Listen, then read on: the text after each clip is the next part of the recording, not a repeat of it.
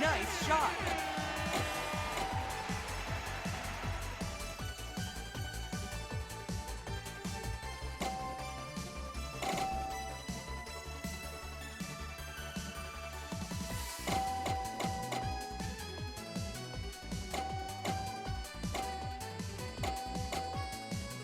Nice shot.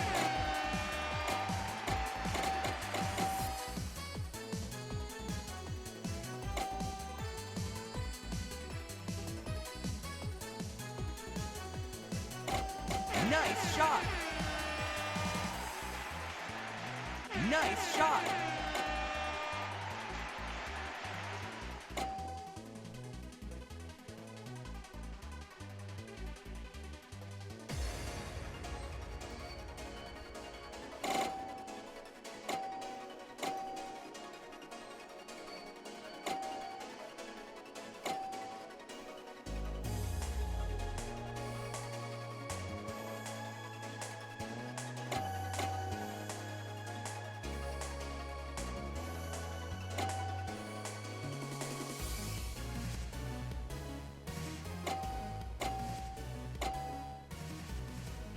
Nice shot.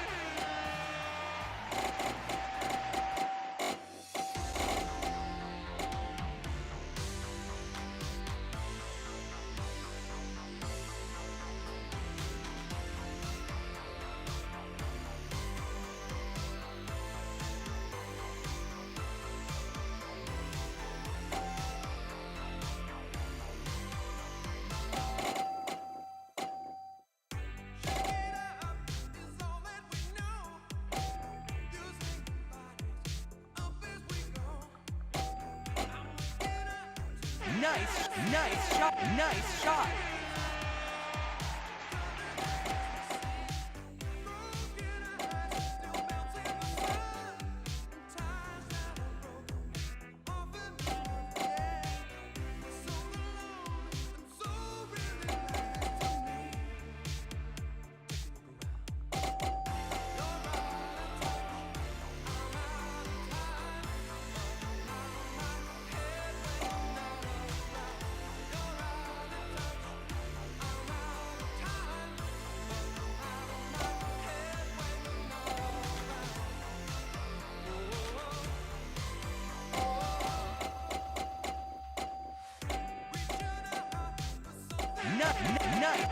Nice shot.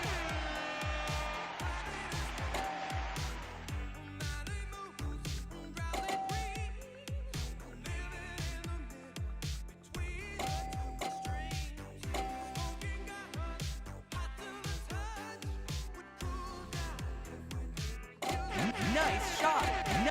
Nice shot.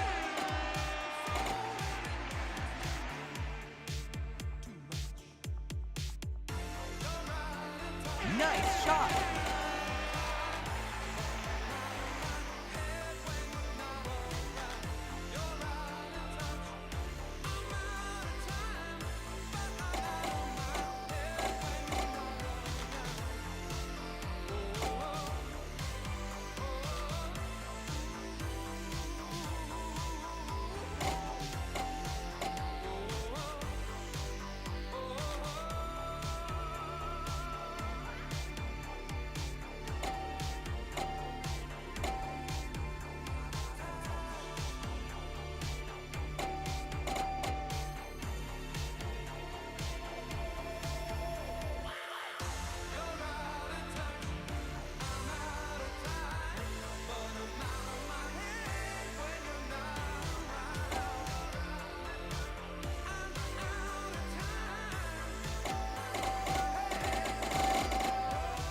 Nice shot. Nice shot.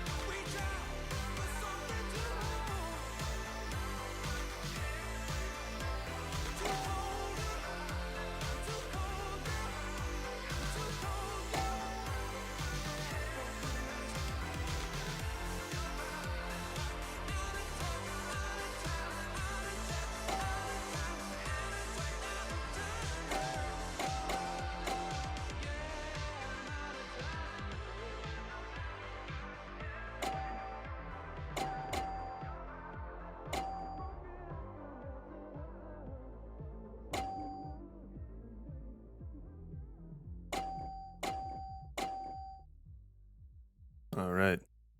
Nice shot. Nice shot. It's time to pre.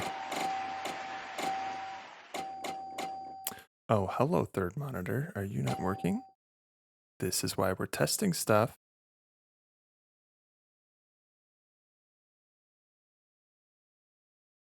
All right, let's see here. Audio check. Music's a little loud. That's fine. Yeah, there's a bunch of stuff that I generally set up during Ludum Dare that I figured I'll go ahead and do ahead of time right now. Actually, you know what? Let me just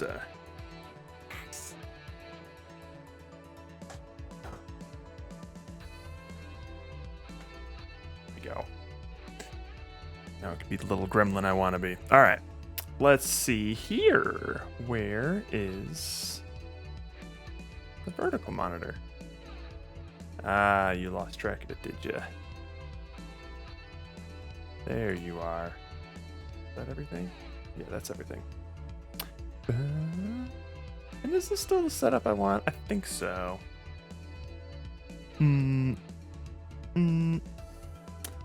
It's fine, I guess. The real question is, does the sensor still work? Hey, okay, cool. Perfect. We got a message here. Chest break. Chest break. Oh, Jesus. Although I do believe. Green deck. Open up. Yeah, I want the.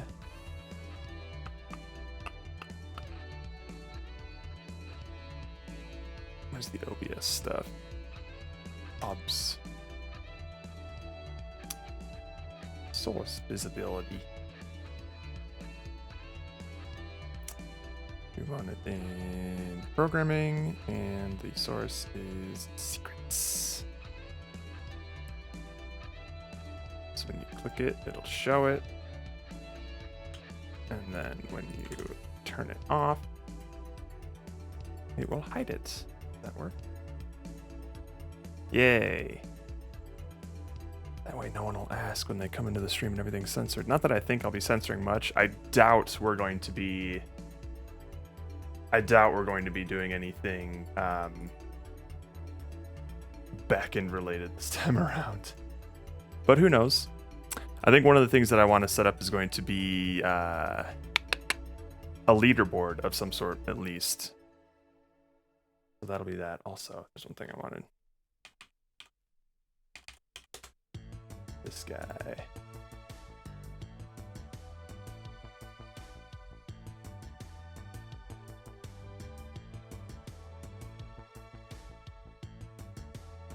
Alright, let's see here. This one will work, it's fine. Save image. I almost just leaked my tax documents, it's fine.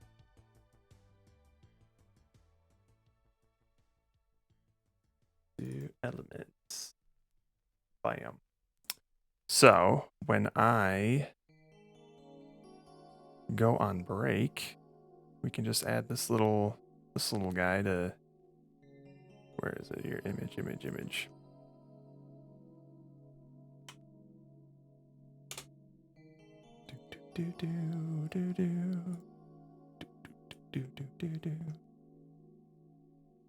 This boy.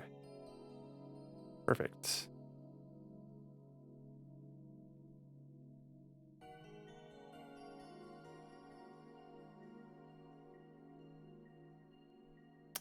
That doesn't get the whole picture though, does it?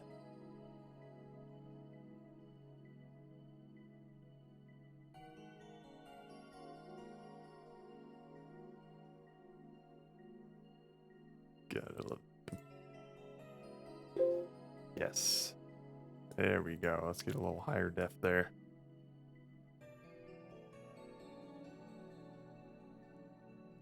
And then we'll just have a little message here.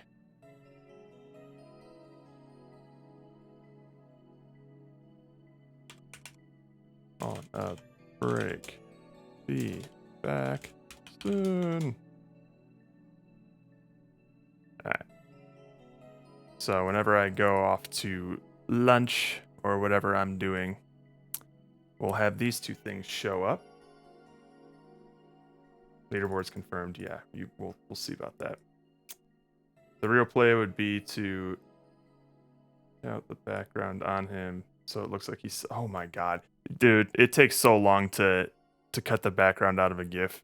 I've edited like 1 or 2 GIFs in my day, really rudimentarily, and it's fucking annoying because I had to do it frame by frame. I didn't have any software to help me out with that.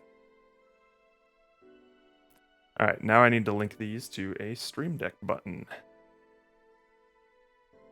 Over here. Where am I? This is the dev. Yep, okay, cool. So, main scene, speed lines. I don't think I need these here. Let's get rid of this, and just get rid of this. A neat thing, whoa, hello. A neat thing about the Stream Deck is this little button right here. This thing's kind of cool. If I were to hit it while I'm mousing over something, let's say I mouse over my little, or no, let's go to Obama here. We'll open him up. I can use my little Stream Deck thing. It's be like, huh, what color is that? Boink. Oh, it's crimson. Or, oh, it's Nahava white. Although, it'll be better if I just do the hex value. So let's see what the E is on. I'm gonna pre. 7B8 3AD. Nice. That'll definitely help when I'm making some like last minute edits to whatever UI stuff that the Reds will be using.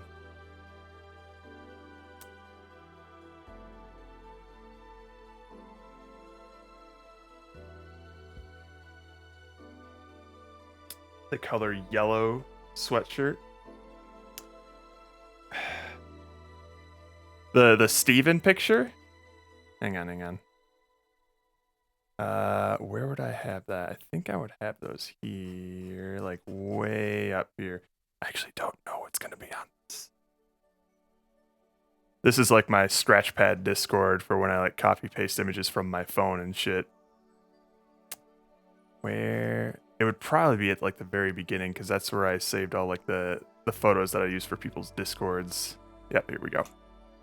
All right, here's Steven's photo. Oh my god, he majestically takes up my whole vertical monitor. That's beautiful. Dude, that looks so green, it's ridiculous. Are you kidding me? Are you kidding me? That's a green ass hoodie right there. Uh-oh. Uh-oh. Uh-oh. Uh-oh. It must be the lighting. It must be. There was a lot of like red and blue lights in there, you know.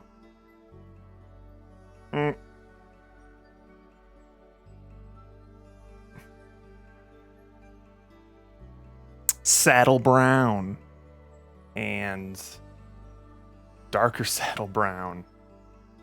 It's all saddle brown. So we're both wrong. Sienna. I don't know what that is. I hope that's not a type of yellow. Get into the darkest pits. Black. And Steven himself is light pink.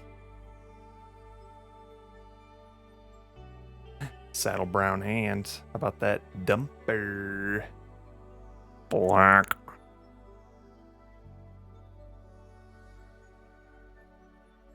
So it's definitely like there's some overlap in colors when you're not just doing the pure hex value. I ain't see green anywhere. I tell you though, what I love about this guy here, it was reminding. I want to see if I can find it. No, not the downloader, please.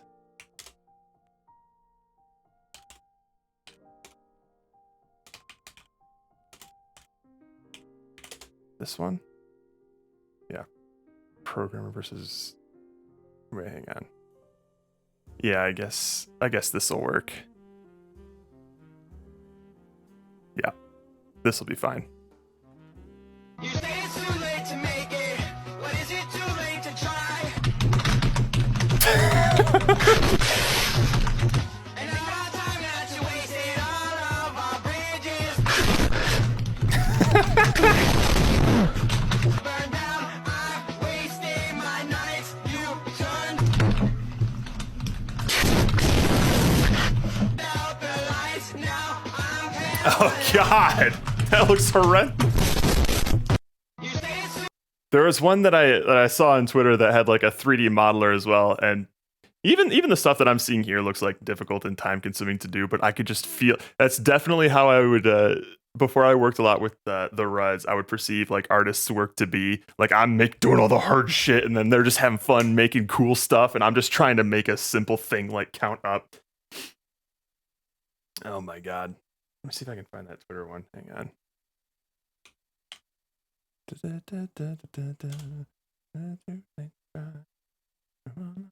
Oh wait, shit.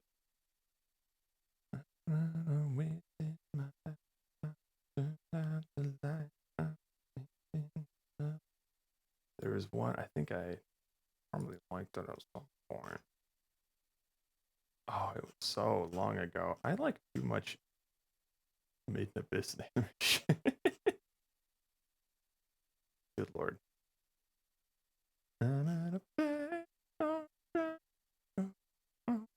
Also, hello, CJ. How is you doing?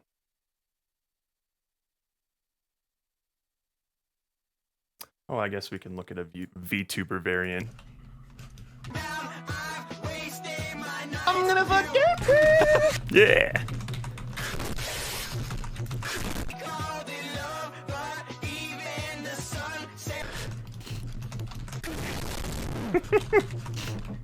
It's just such a good meme.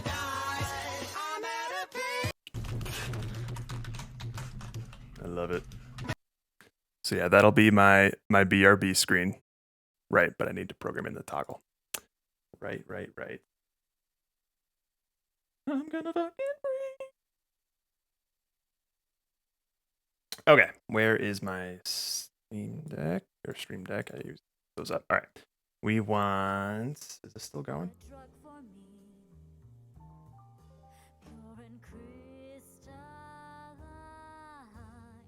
I didn't know any music in Valhalla had lyrics. I hadn't gotten that far yet.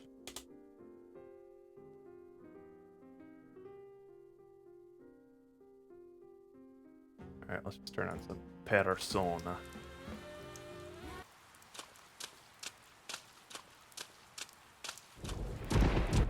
Another thing I'm gonna have to do is I'm gonna have to curate a stream-friendly playlist for me to listen to all weekend. Welcome back. Multi-action switch.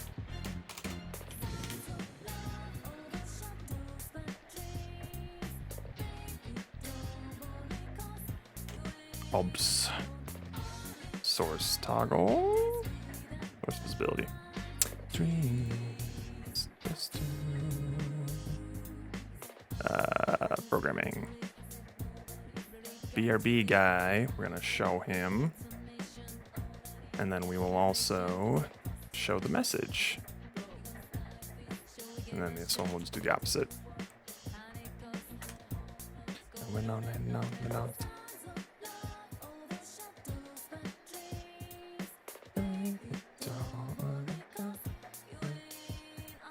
Just use Suno and then you can only listen to those songs on Jesus. I should have started making songs like a week ahead of time so I would actually be able to like have a whole playlist of them. Instead, I would just have to listen to like the same 5 songs on loop. Well, 10 songs, but 5 original songs in 2 different variants each. God, that would be torture.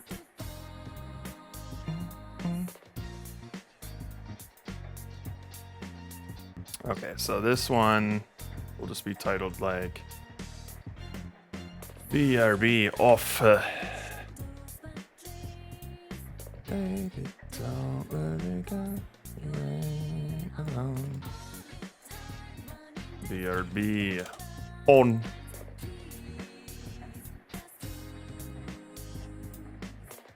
Alright, so right now it says off. Let's go to the programming scene here. Right, so let's turn these off by default. And if I were to do BRB on.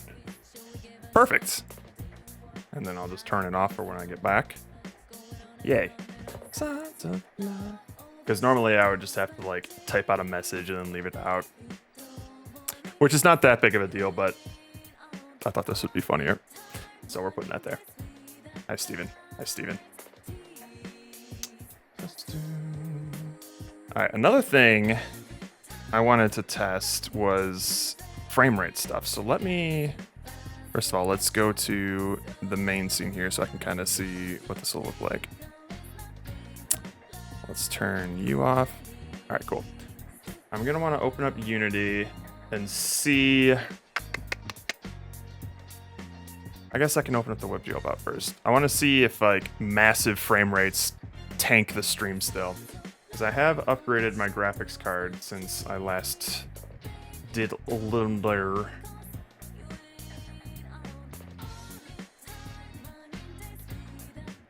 So let me see what these frame rates kind of look like here. I don't think it'll cause too much issue when it's just like UI menus is a thing. All right, so we're pulling like 200-ish frames here, and it doesn't look like a problem. Probably because nothing's moving and it's not trying to render anything. So maybe I should try a different project here. Signs of love, oh, what shock those like dreams. Orbitunes is still here. Holy shit. All right, let's see here. Oh, there's too many. All right. Okay, yeah, we can do Ludum Dare 53. We can open up Mouthfeel. I mean, we're going to be using it anyway to pull some things, some of my usual like Unity package stuff.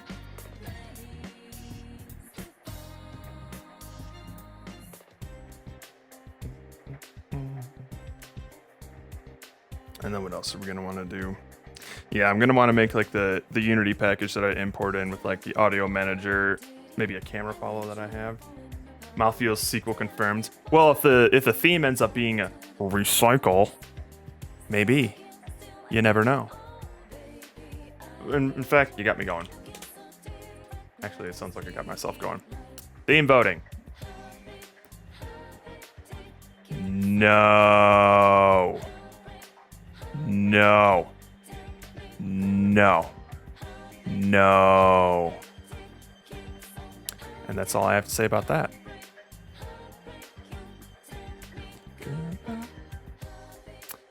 Okay. You don't play. No. You are the. Stop it. It's just. Why? Why? Don't tell me what to make. That's not what a theme is supposed to be. Alright, let's go to the menu scene here. No, we'll start with the splash screens in case I foolishly set up anything in the splash menu. Alright. Because I know I ran into some problems with like the stream stuttering when I was testing Pop Shove It. For some reason, whenever I was testing the early stages of Pop Shove It and I was ripping through frames because nothing was happening, OBS would just stutter. But I think it was pulling like, I want to say, in the 4 digits of frames when it was rendering stuff, and that it probably didn't like that. There should be a filter on theme submissions that detects if you start to type UR, it's your account. Oh god. It's just a bunch of newbie game devs who they just don't know no better. I just don't like that they end up getting so those themes end up getting so popular.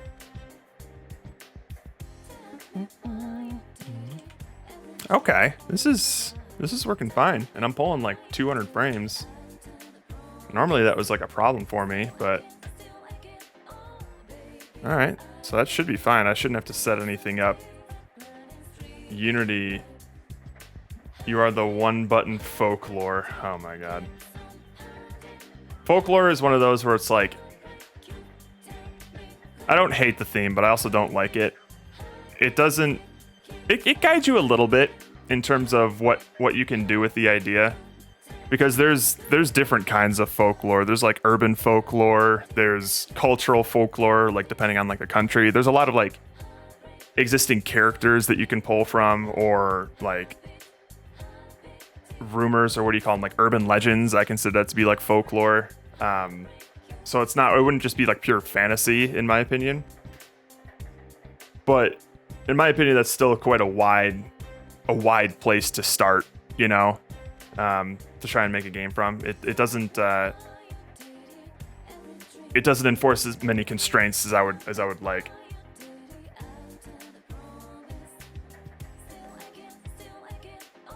Encourage that. Yeah, if I were to make some sort of cultural folklore game, I would either 1, stick to my own culture, or 2, do extensive research to get inspiration on whatever character or folklore thing I'm trying to pull from. Because the original Dude Ranch, I wonder if we still have the Miro board for it. Dude Ranch started off as a let's do this one. Come on now. It started off as like a folklore game. We were going to use the character Pecos Bill. It started off as like a look at all these untitles. Oh, these are okay. Maybe this is the wrong profile. We were trying to really make some sort of like lasso game mechanic work, and it was going to be like just like you're a standstill character and you're throwing like a lasso at things, and like you were going to be like getting a noose around someone and then just like pulling it back and just like decapitating them or some shit. I think we were supposed to be like a robot of some sort with like a metal lasso or something. But one of the things that we were thinking about was Pecos Bill, who I think he was known for like lassoing a tornado. He's some like, I'm pretty sure he was like some sort of Midwestern folklore thing. Fictional cowboy and folk hero, and the story set during the American westward expansion to Southwest Texas, New Mexico, South Carolina, Arizona. Okay, so he was a bit more western in the country. But like, I mean, this dude's a goofball. He lassoed a fucking tornado, right? And this is where our idea started. I believe some of the early sprites for the main character in Dude Ranch were named Pecos Bill. So we almost already made a folklore game, which was kind of hilarious. An old Disney movie about him? Yeah.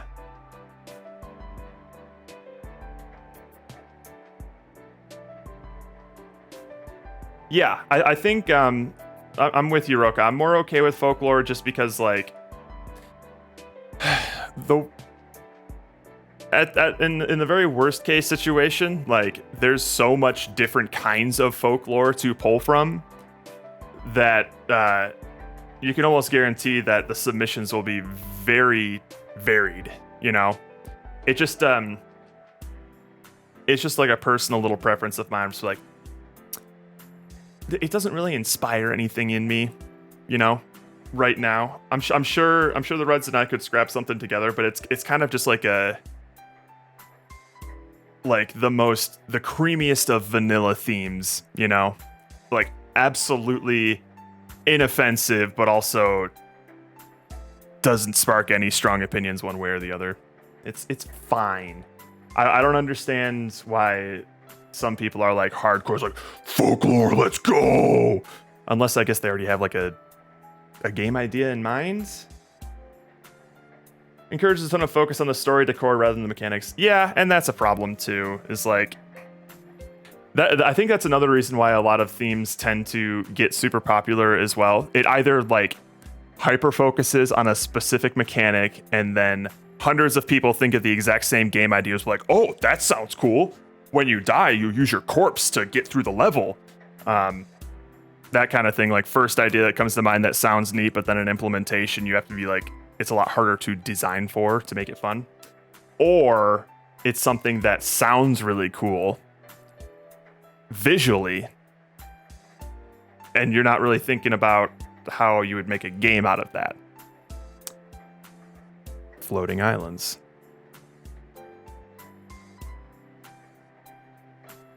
That was a call out, Roka. Okay, so let me go to my scratch pad here. So I need to copy paste this whole list of things that I want to get done.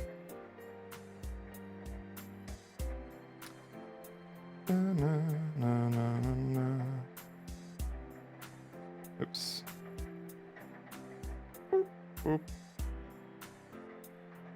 You talking shit, boy? Nah, I ain't talking shit. I just know that you and your team were, I don't know if it was ironic or not, big fans of the floating islands theme. It was a meme for a long time. Yeah. All right, I'm also gonna notes. Y'all. Look at all of these things that I have been doing for my fucking cabbage customizer bot. You can't even barely see it, but there's a lot of things crossed off on here. It's happening slowly. It's just one of those themes. It's like, oh, that sounds neat. That reminds me of like Castle in the Sky, Laputa. And then that's as far as their thoughts go. Alright. Okay, so look at all these cats. Look at her. She never used any of the beds that I would put out for her until, let me see, is there did I post something here? Yeah. Until I put up these shelves in the closet and she's able to get to like these shelves in the walk-in closet. Now any soft thing that I put on these shelves, she is all about. She's on one right now. She's just up there chilling on a bed that she's had for like 4 or 5 months. First time she's ever slept on it. Well, it was the first time she'd ever slept on it. Now she sleeps on it all the goddamn time. Look how happy she is. Ooh. Yeah, definitely like up high is her happy place. I've discovered that. Just like the floating islands. That's another thing too.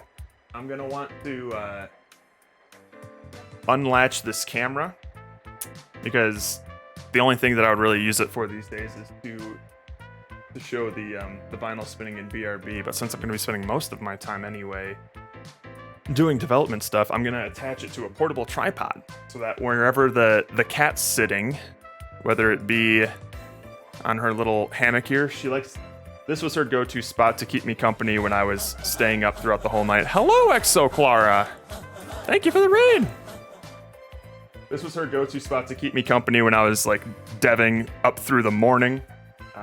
She also likes to just sit on the little part of my desk that's like suspending my computer. I can have a little tripod and I can have it pointing to wherever she's sleeping throughout the whole stream. Yeah, cat cam.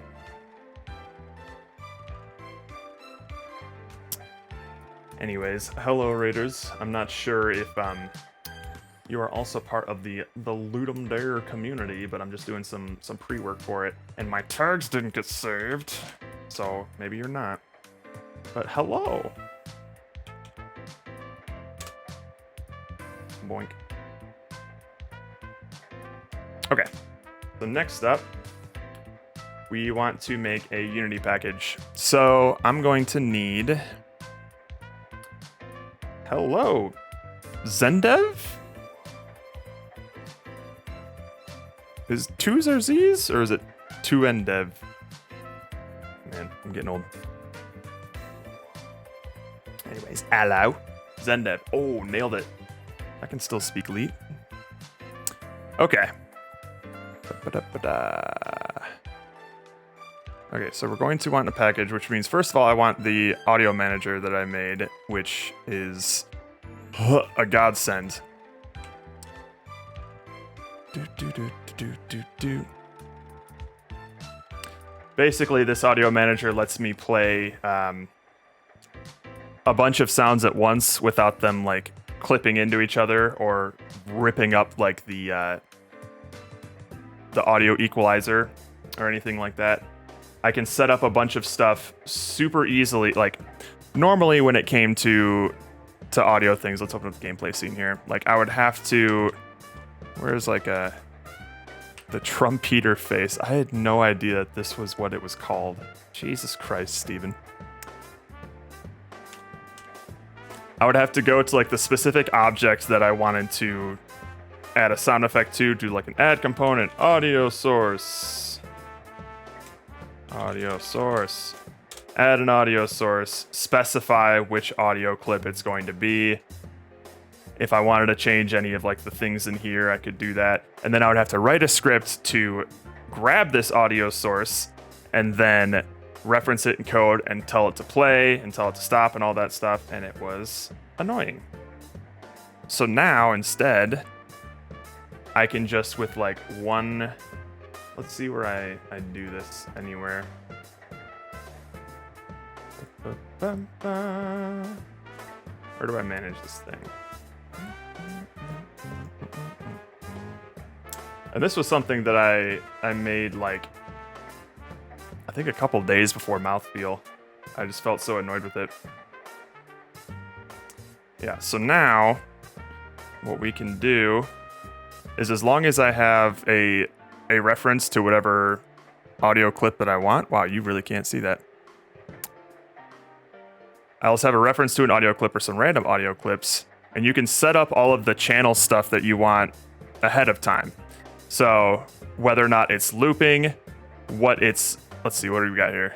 It's minimum pitch, it's maximum pitch, it's volume level, and then what channel in the audio mixer you want it. So it also plugs right into an audio mixer. So if God forbid I have time for a volume slider, I can have them adjust the BGM, the sound effects, voices, or master all together.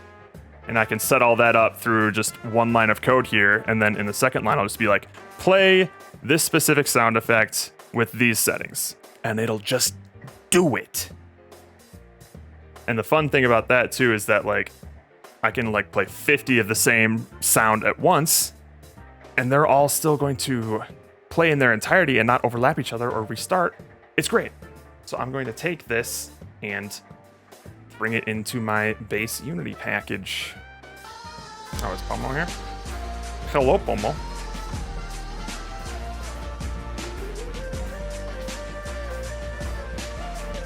Oh no, Gorley, I'm so sorry. Oh, look, Amazon charged my card again before I could stop them. I'm so sorry. Do I have an answer for you? I need an answer for you before like Ludum Dare starts tomorrow? Because if...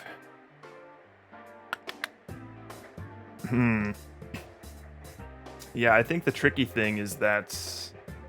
Oh, wait. The Ludum Dare is this weekend. Yeah, because next weekend we're definitely just going to be hard in the paint doing like Ludum Dare streams.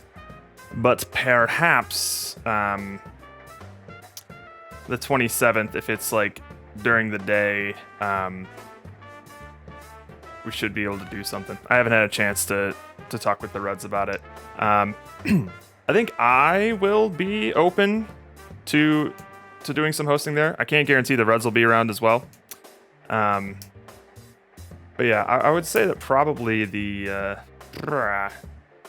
27th, depending on what time it is, I should be available to do that. Oh, who knows? It keeps slipping my mind. There's too many other things that I had to get wrapped up for work before starting all this stuff. I can float it to him tonight, but I can't guarantee what the answer would be. Oh, why, thank you. Oh. Can I confirm you then? You can confirm me once I have a an official start and end time for it, so I can see how it fits in my schedule. Yes, this is Scores Chases.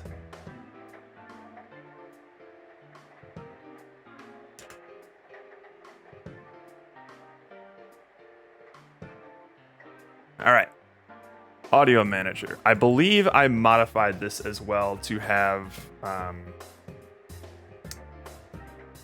like crossfading and things. Did I not? Yeah, I added some crossfade here. And that's not in the original Audio Manager, so I definitely need that. All right. Let's just export a package here. This is going to be real jank. This Audio Manager stuff, I think, is all I need here. We don't need any cutscenes. Mouth sounds. Oh. All right, Andrew did some mouth sounds at the beginning. That's another thing, is I wanted each of us to record the mouth sound. Look at how many different audio files that we had to make just to get this stupid guy to talk. Jesus Christ, what were we thinking? Okay. This is all fine. We don't need voice lines. All right. Okay. I think that's all I'll need for this.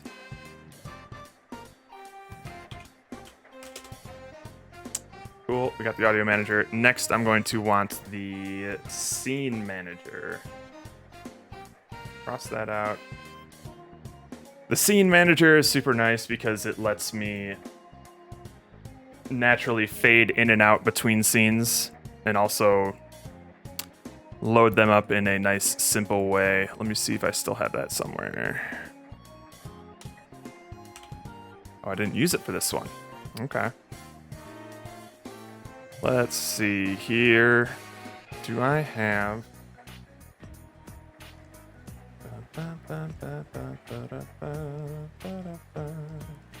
Wait, LD Jam 54. Do it? Huh? What is this? Isn't this LD 54? Oh, it's 55. Well, all right, 54 was Rover Under. Golly. Man, that was just blocked from my memory. I literally blacked out developing that game, especially post-jam, just to get the online to work. And it barely did.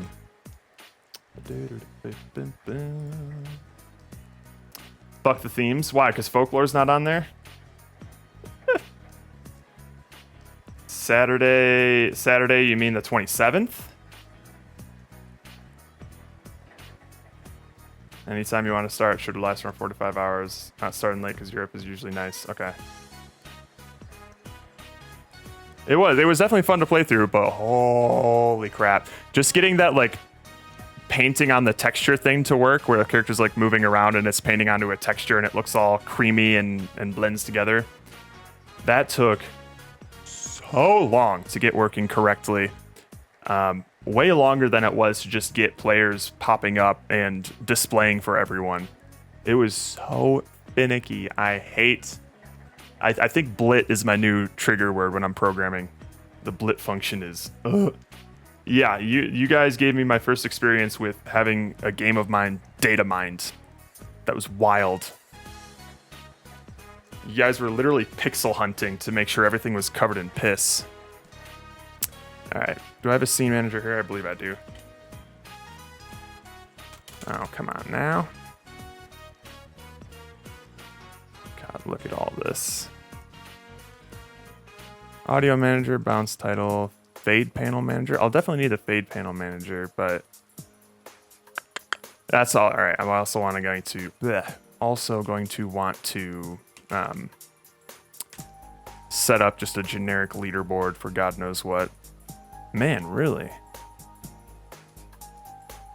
Didn't use the scene manager here either. Well, that's a problem. Let's go back to, what were my other, where did I definitely use it?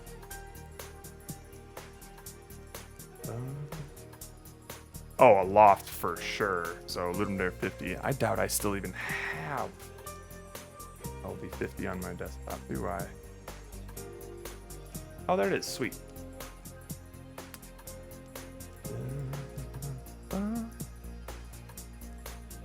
Open.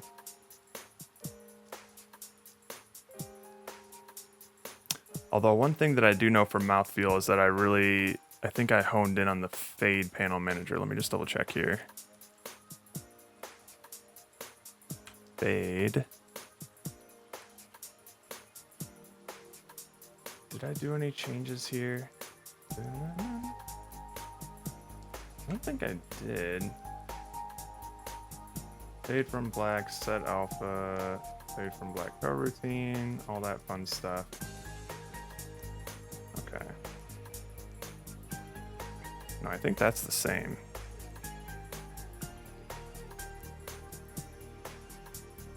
Alright.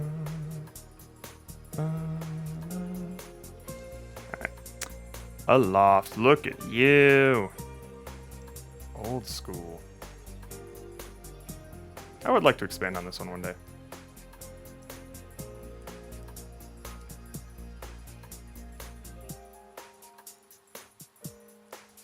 Oh, right. Right. Yeah, you were the only one, CJ, who had that color. That was wild. Roka already made that joke about mouthfeel, and I'll tell you the same thing I told him, only if the theme is recycle. But even then, we probably won't. Anyways.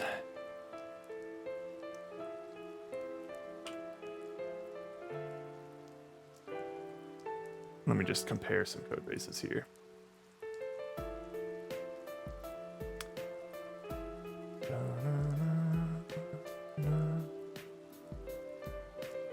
Oh, yeah, okay, we did. I changed it to like wait for fixed update.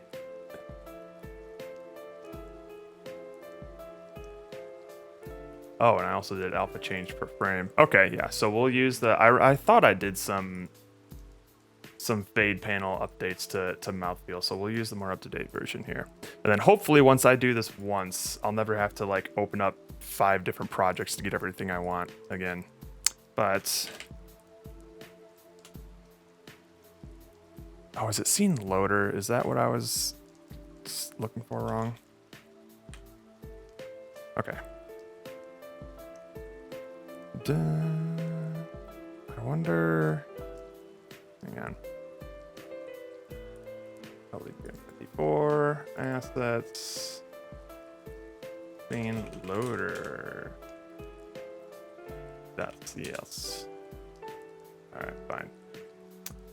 Cool. Let's open. I'm gonna forget me. That's right. Alright. Let's check out what scene loader is doing here. Because I think it... What does it need? Alright, so it's just a singleton and needs the fade panel manager. Okay.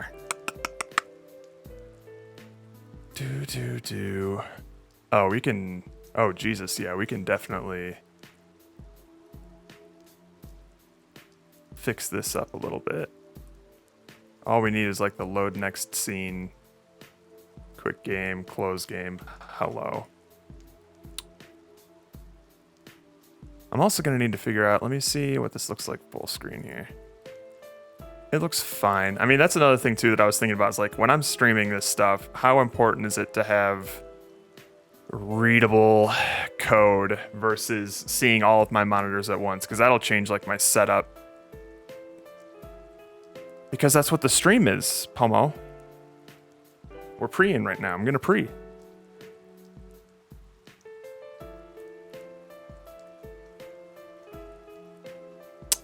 Okay, so let's just snag this and open it up in... Actually, you know what? No, we'll just how do we want to do this?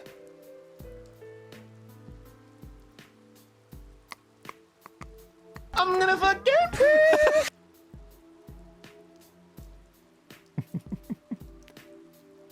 I'm gonna fucking pre.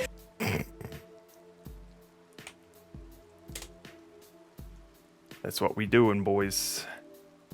No, we're not downloading no pebbles. What's that?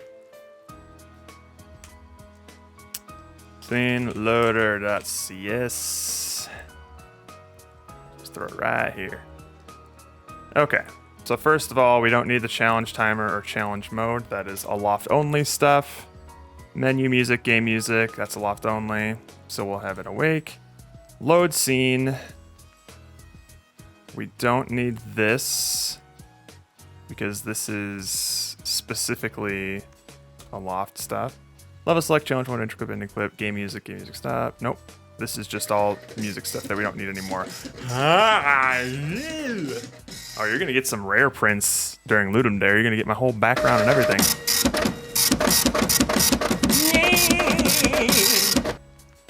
Got cut off there.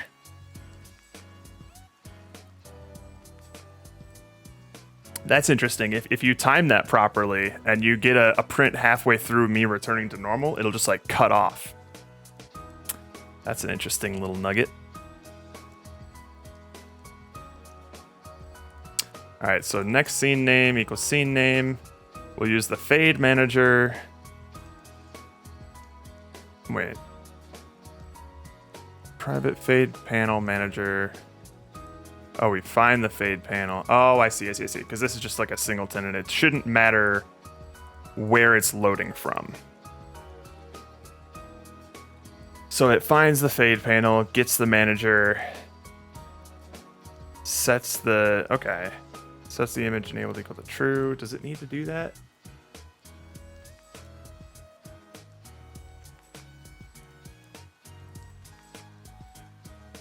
I guess it can. We'll add the fade sequence complete, then fade to black. Cool. And then when loads next scene, we load next scene code routine, load it while... Oh, okay. So we load the scene, wait for it to load, and then we fade out.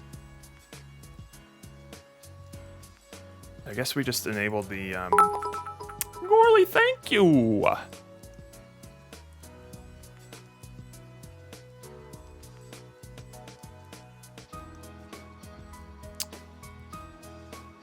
I guess we're just always making sure that this... Oh, that's right. That's handy. Okay.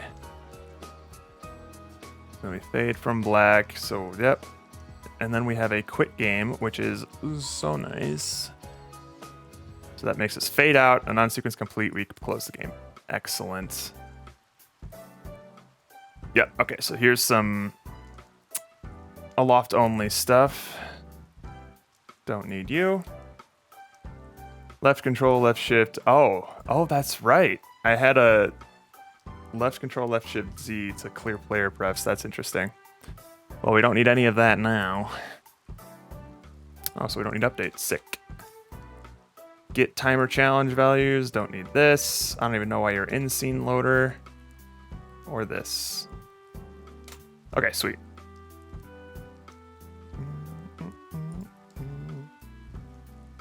A penny a photo, not a bad deal. Oh, you get 350 points, eh? Whenever you donate that stuff, that's cool. Wait a minute, is it 350 per penny? I'm gonna pre, dude. So how long more are we gonna pre? I was thinking about like 2-ish hours, so we're gonna start disco a little late. I started an hour early and I was planning on 2 hours of pre-in. Okay, so this should be fine.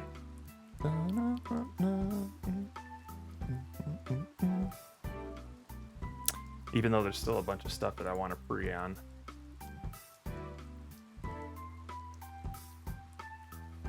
Since LD starts late tomorrow, we can pre tomorrow. Well, I work. So I'm gonna be working till like 5. That'll be like, what, 2 hours of pre-in? And I'd still want to, eat lunch and be properly prepared.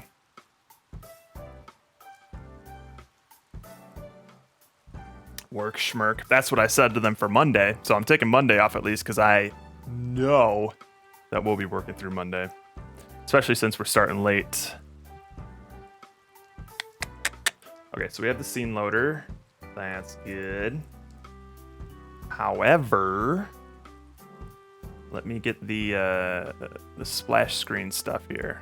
How did we do it in the loft? Because it's so annoying. I like every time that we would make another game, I would have to re-implement the splash screen, which isn't a lot of work, but it was so annoying to do every time. So if I can just make it a nice, simple drag and drop.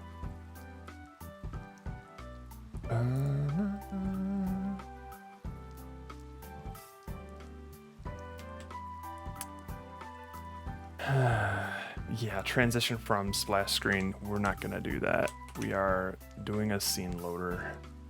Although, we do need that, don't we? Fade sequence complete, delay screen, fader, fade from black. This isn't even using the scene. Oh, here's the scene loader.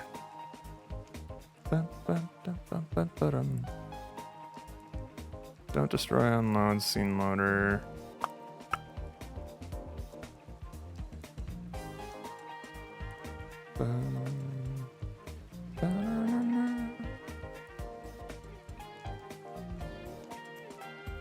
Okay. So I can do this. Let's see here. I'm gonna export a package.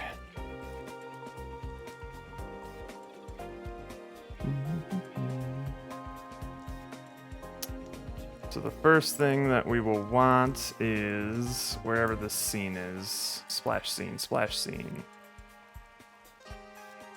Yeah. Did that grab the dependencies? It did not. Okay. So, you know what, how about we do this in mouthfeel?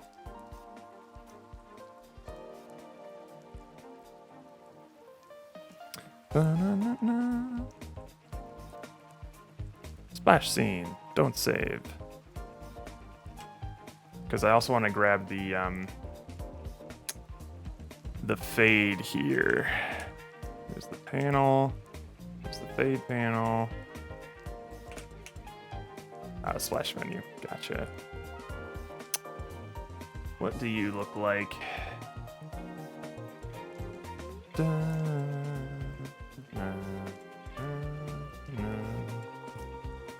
Display splash scene. Yep, start the routine. You display it. Fade to black.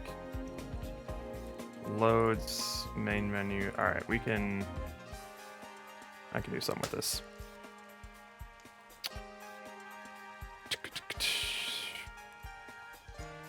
All right.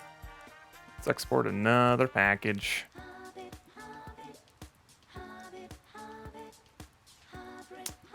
Where my scenes at?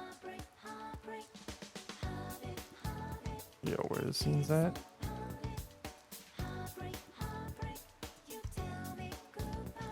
There we are. Splash scene, we want the fade manager as well. So fade panel, fade canvas.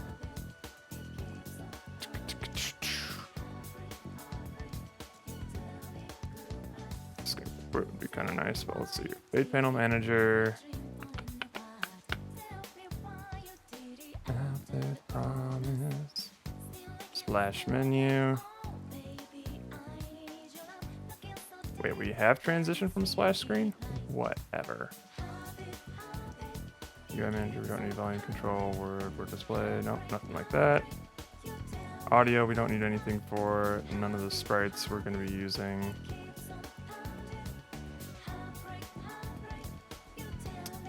Get rid of all this, all this. Don't need any audio, BGM, cutscenes. None of that. No mouth sounds.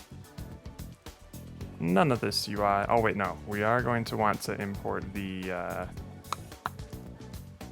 sprite for the splash screen, wherever that is. Oh dear, where is that? Oh dear. Where is that? Oh, here it is. Okie dokes. Export. flash, screen, and fade. All right. So that's a couple things there. It's gonna need some tweaking before we have it working fine. Camera follower.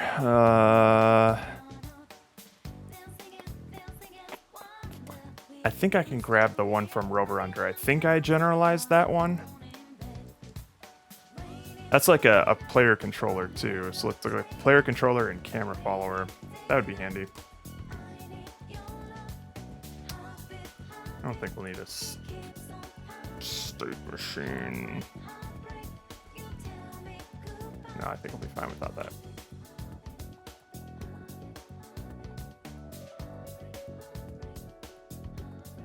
Okay, I believe we are done with mouthfeel. This is a loft. We don't need a loft. We need to open up Rover Under again.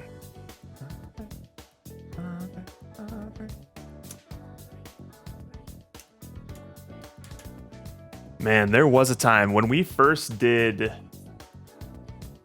Knitworth. This was a bottle, lightning in a bottle jam, where we had our idea within the first 2 to 3 hours of brainstorming, and then we got to development, and we finished this game Sunday evening. We went out to dinner every single night to get some food and recharge. We chatted around a bonfire for a bit at the Rudd's old apartment's like fire pit. And we just cranked this thing out, and we turned it in at like 11 p.m. on Sunday. I don't know how we did that, because these days, God, you can't stop us from pulling an all-nighter on Sunday and bleeding into Monday, man. What the hell? Although the nice thing, I think, is that we might not have to pull an all-nighter if the jam ends at like 7 p.m. on Monday. Maybe I can afford to get a good night's sleep. That would be nice.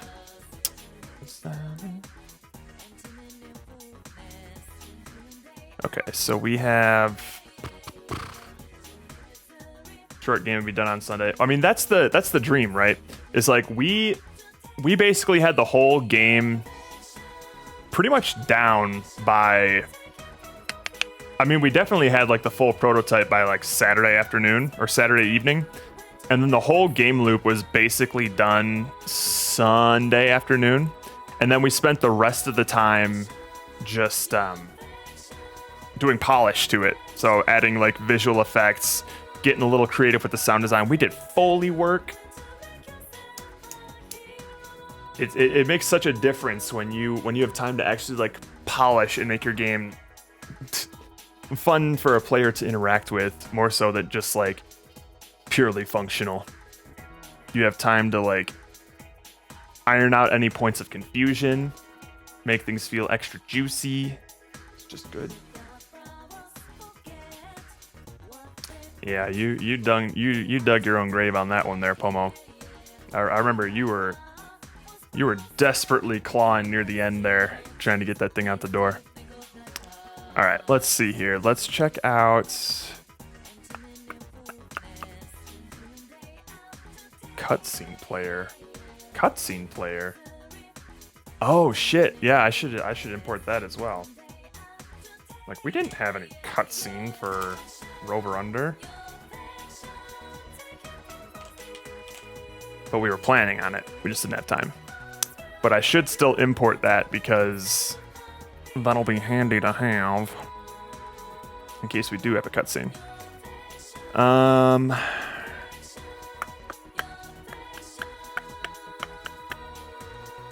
Leaderboard stuff. We'll get that. Look at all of these unorganized scripts. There it is, player movement.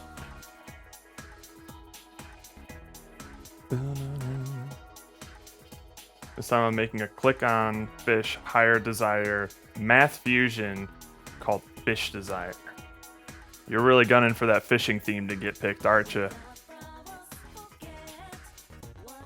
Granted, making a fishing minigame is a dream of the Reds and Eyes. But maybe not for a jam. I don't know. We like to get kooky when it comes to interpreting the theme. Oh, now this is interesting. Avatar parents. Ooh, maybe this isn't what I want.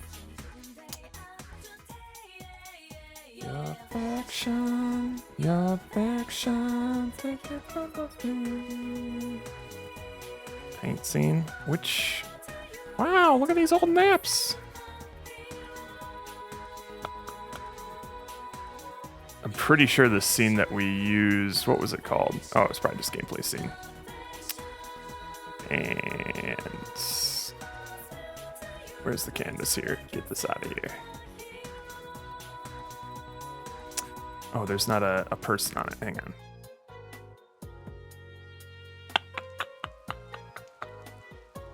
All right, player. What do we got here? We got the name. Avatar parent. Oh, right, because we spawn a freaking avatar on here. God, what we're thinking. All right, player movements. I don't think we need a avatar. Oh, right, that's just to get it to look at things. Okay, well, that's fine. Still yours, it keeps on tuning me, but the world's that haunt my soul. And then we also have the camera follow, which I guess, yeah, we can snag this. I mean, this is specifically for like isometric or top-down movement a la Dude Ranch. It's not really gonna follow all that well for like a 2D. But it could with Pop Shove It.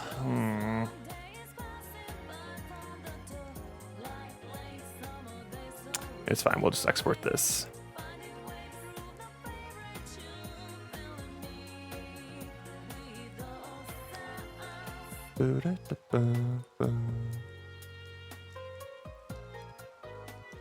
None. Give me camera follow and wherever player movement was. Where was that?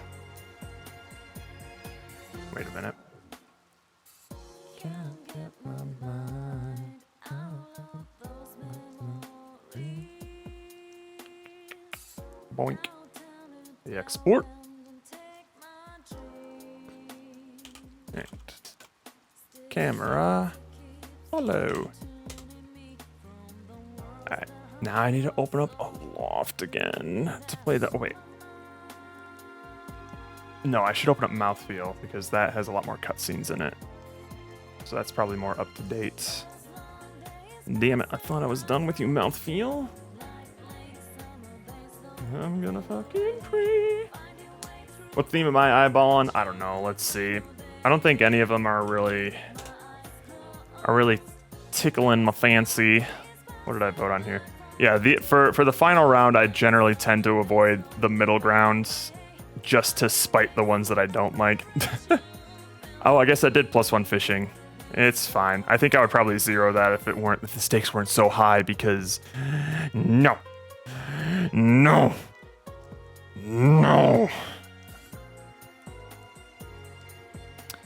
I'm generally a fan of mutation whenever it pops up just because it can be interpreted in a bunch of different ways. Collapse is fine. Collapse is like delivery, where it's like, okay, there's a couple of ways that you can interpret it. It's not exciting, but it's there. That's how I feel kind of about like decay, collapse, mutation. Fishing for the memes, I guess. Strange Machines is probably my favorite one. Because that gets the neurons firing a little bit, and it can be interpreted in a bunch of different ways. Recycle is the same as decay, collapse, mutation. At the very least, it can be interpreted as like a noun or a verb. That's neat. It spreads fine. There's a lot of things that can spread. Diseases, messes, goop. I don't know. It's fine. So I would probably be pushing for Strange Machines. If this one pops up, if this one wins, I get the feeling the Reds and I are going to pick a different theme to base our brainstorming off of, and it'll just, I'm sure, just coincidentally fulfill these conditions. We're definitely not going to be using this on our brainstorming sheet to try and come up with a game. There's no way. Because this is just one of those themes where the theme is just make a game. Any game you want. Just think of anything you want. Make a game. You won't play as the main character, but everything else is fair game. It's like, okay, cool. Well, that doesn't narrow anything down for me. I don't know what I want to make. It's like you're asking me to tell a joke. I don't know.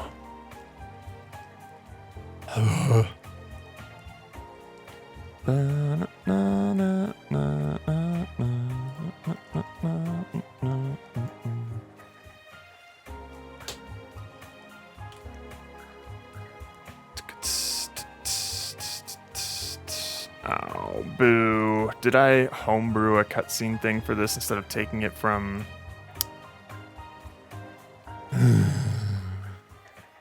Okay, fine.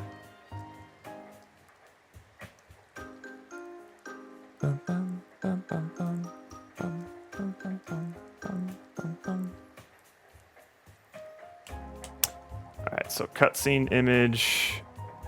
Well, it should be like a... Okay, so this is how I did it. I would use a raw image and then play a video.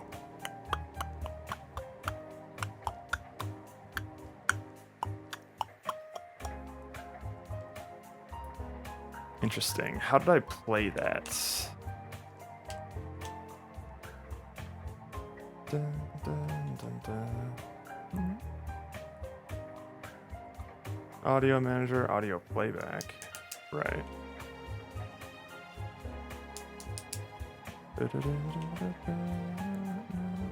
Oh, it's probably in the game scene director. If I were a button man.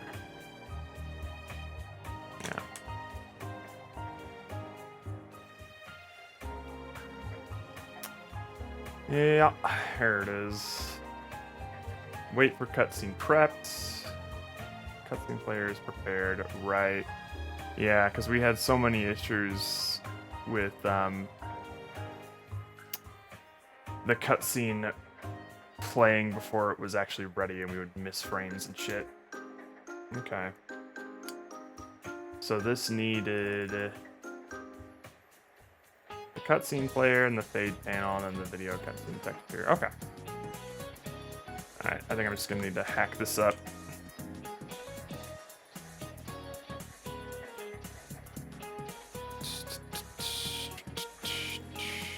Debug data. Oh, I don't need that.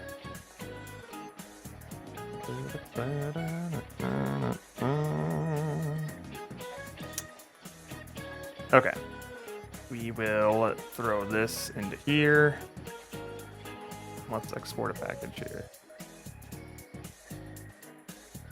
Actually, you know what I can do? I can just grab this, make a new script.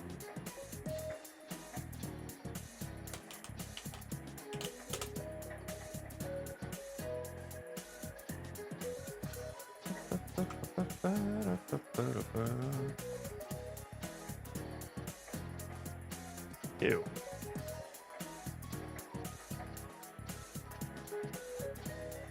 There we go. Cutscene layer.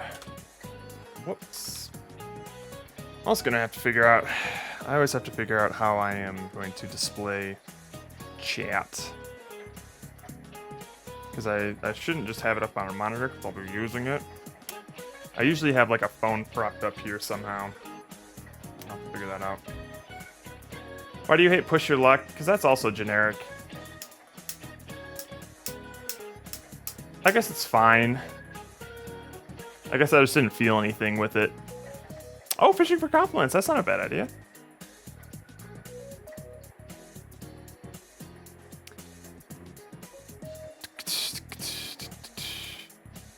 Tempting fades, like daring everyone to overscope. That is true. Well, that's just any jam theme that gets picked. Alright. Cutscene layer. All right, let's see here. We do not need these things. Cutscene image is fine. Current scene ID, next scene ID, playback scene ID. We don't need these. Video, cutscene texture, cutscene player. Oh. Alright, fine. We'll call this cutscene manager. Why not?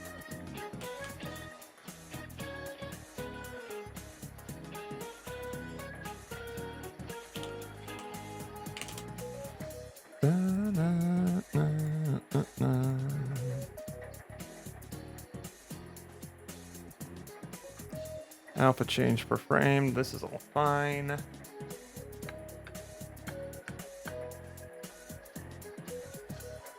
Oh wait, this is fade panel stuff. That's what I was thought. I'm like, that's weird. This is game scene director. Where? Oh, I renamed it. So it moved. Never need an explicit dare. Just the existence of the jam is enough of an invitation. Indeed. You participating this time around, CJ? Alright, so we got the fade panel, cutscene player, base mode we do not need, BGM and voice line we do not need, none of this. Oh, we got some delegates here. Cutscene complete, voice line complete. We don't need voice line complete. Alright, just anything related to cutscenes is fine. Muted. I don't need that. Game VG, to be continued panel, none of that. Nope. Aw. Darn. Well, hopefully I'll see you around over the weekend while the Reds and Ice faces are melting off. Alright, we don't need anything with like the full script or anything like that. We're good. Cursor visible equals false. That sounds good. Alright, we don't need to orient the player's face. Play BGM. I guess we could play an image cutscene. Why not?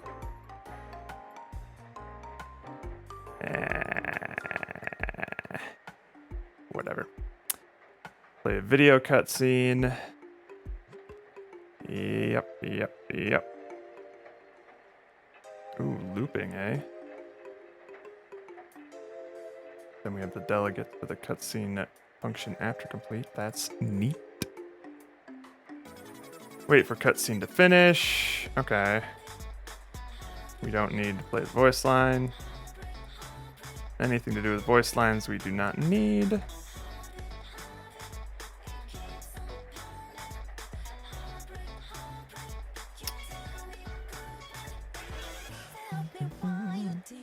Wait for cutscene prep code routine. That's all fine. Alright, game loop, we can probably nuke all of this. Yeah. Gameplay prompt cutscene, prompt voice line, player zoom cutscene. Oh, when we're like zoom coming up on them. Begin gameplay, end gameplay. Oh my goodness. This is like the backbone of the whole game. Jesus Christ. Oh, we don't need pretty much all of it. Fade to next scene. I mean, I guess we can do something with this later.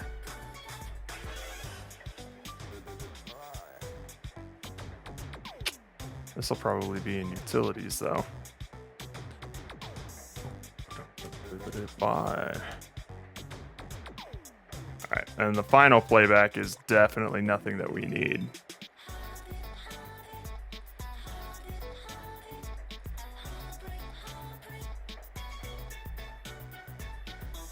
Yeah, we're good without having any of this.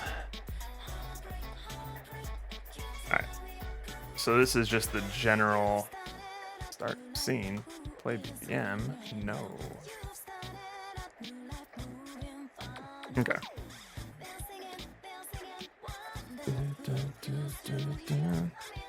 This will at least give me an idea of what we'll need to do with this to set up a cutscene. I have a file in here that's just called throat bulge. All right.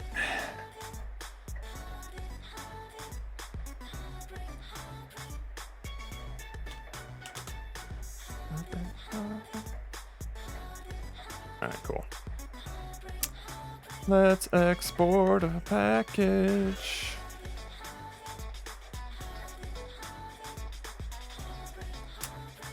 Cutscene manager is definitely what we want. We also want the prefab for that.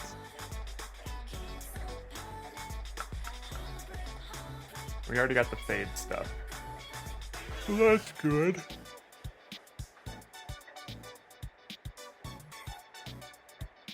I think that's all we want, right?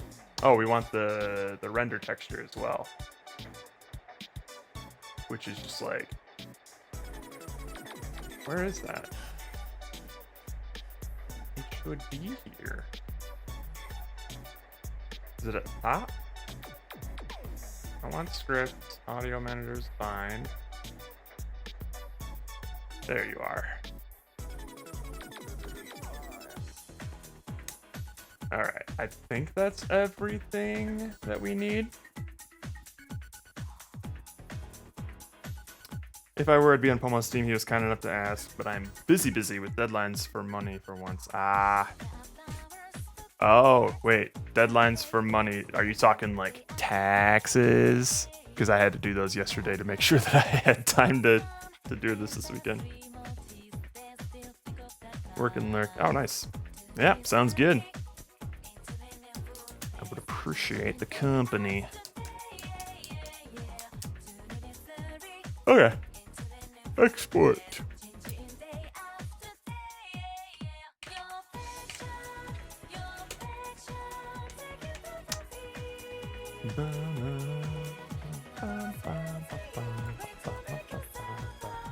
Alright, I think that pretty much covers... Okay, cutscene player.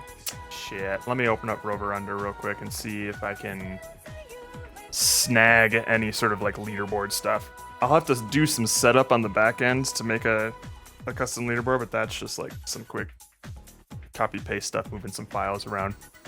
But if I have some easily portable things for like making a generic leaderboard, that would be nice. All right.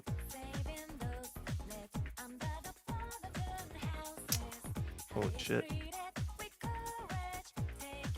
Wowzers. Okay. We might actually have some stuff here. Right, we'll definitely want like the leaderboard entry data object because that's just what we are. Username, custom character. Wow, we didn't use this at all, did we? Yeah, I did. We wanted to have like to import my character customizer into Rover Under 2. Jesus Christ, we were stupid. Holy shit.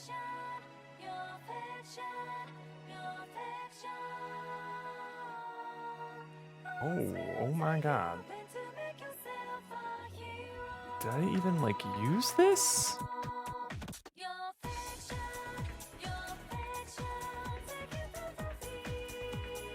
Oh. Oh. Main menu. I think I just like real quick just shat out a quick. Yeah, here it is.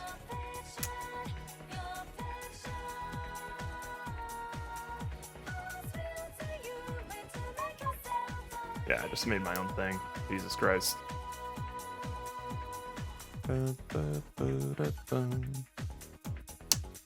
Okay, well, in that case then, I can probably snag it from my bot itself. That's probably the most recent stuff that that I've used. Thankfully I did my taxes last weekend. That's good. Gotcha. Yeah. So you're on the clock for a commission, I'm assuming then. Versus the taxes forced me to acknowledge that I operated at a loss last year. Ugh. That's rough.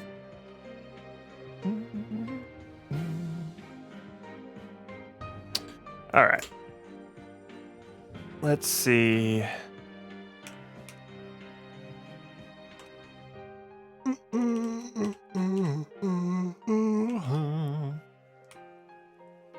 Leaderboard manager.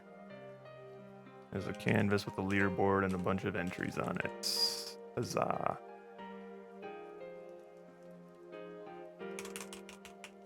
Alright, I think we can just drop this into a prefab. Oh, pretty done. Prefab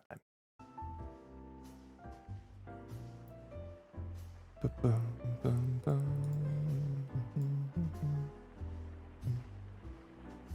Leaderboard manager, check that in there, and let's export a package. I'm gonna fucking free.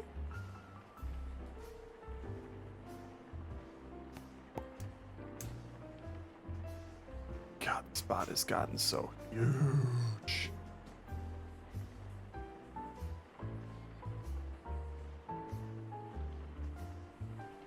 Plinko levels or sound effects, video assets, or scenes, or sprites. No Text Mesh Pro stuff. None of these. Okay. No b-ball levels, no resources really. Alright, we're just gonna none it and do the leaderboard manager.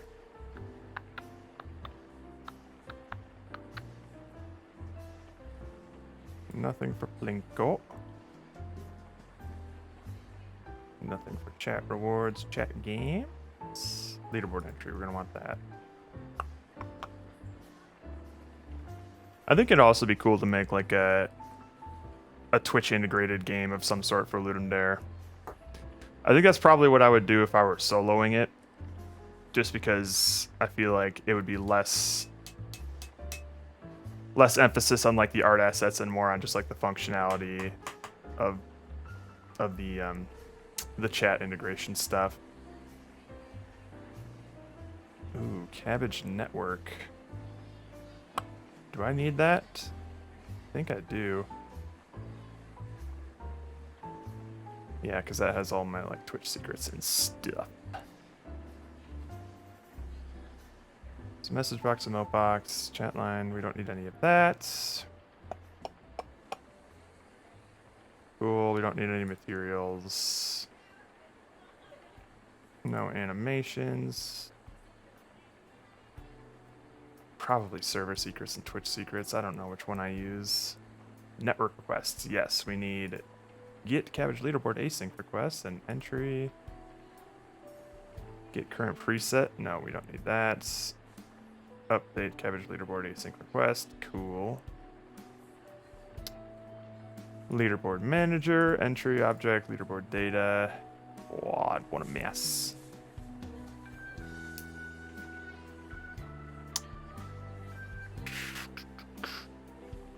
Test Cabbage manager. No, we don't need that.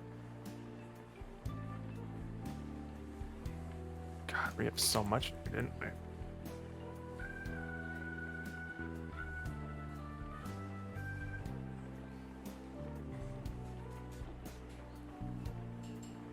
I think that's it, though. Alright. Leaderboard. Okay. So now I will put all of these into a... Oh. Did I do camera follow? I did. Okay. Right. Movement and camera follow. Yep. Now we're going to put all of these into one Unity project. And iron out any bugs that might pop up in there because some of them are still game specific and I'm going to need to hack them up a bit.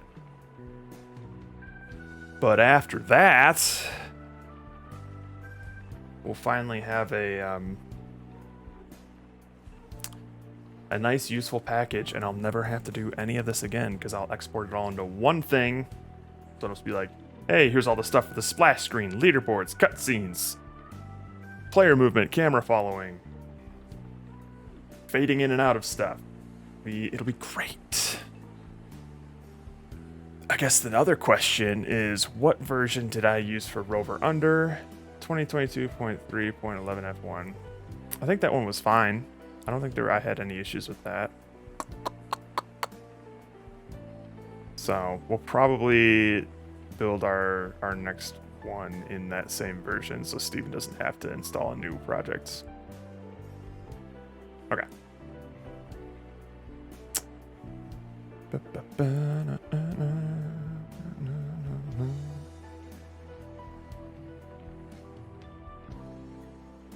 LD Jam 55. Look at that.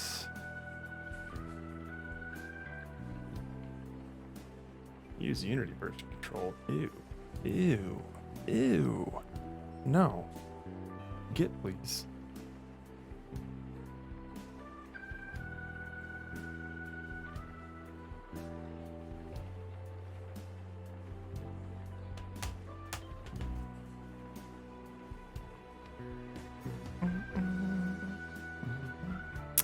Another thing I'm gonna have to do is I'm gonna have to set up the Git repo, make sure the RUDs have access to it, make sure we can push to it. Not the low art Twitch integrated thing you're thinking of, but there was a really cool project out of the Keep It Alive theme that was a 6-month-long journey caring for, planting, and watering trees to keep a space station's atmosphere oxygenated on its interstellar journey with little robots controlled by each person in chat. That's so cool! That sounds familiar. But I could be wrong. Yeah, I don't think I was ever a part of that. That sounds awesome. When you say 6-month-long journey, does that mean that eventually everything died after 6 months? It petered out. Twitch plays category for 6 months. Ah, that's so cool. That's awesome. So I'm assuming then. Oh, they arrived. Oh, so it was like a deadline to get to keep it alive for 6 months. That's cool. I would imagine if it was in the Twitch plays category and it was that active for 6 months, you had to have had non-Ludum Dare people participating in that, right? That'd be cool to break out of that little bubble there. That's the dream.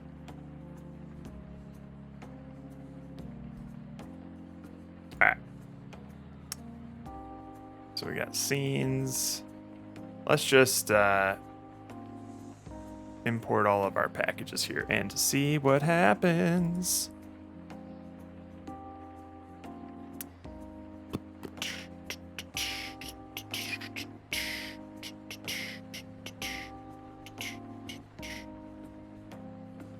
What would I want to call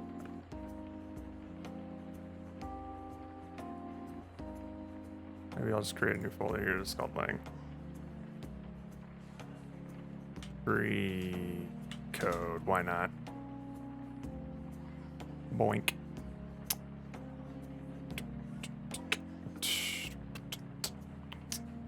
Import package. Cutscene player. Yeah, because it's just doing grossness here. Alright, so pre-code. Folder. Cutscene play. Let's do manager. We'll throw you in here.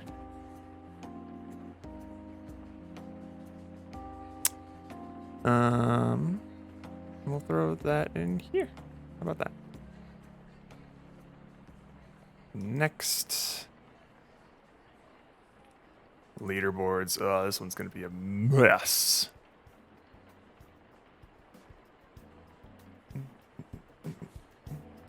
Exhaustion is gonna get me, I think. Rip disco. Oh no. Yeah, cause what? It's approaching 9 a.m. for you there or something. It's fine. Disco will be relatively short, I would imagine.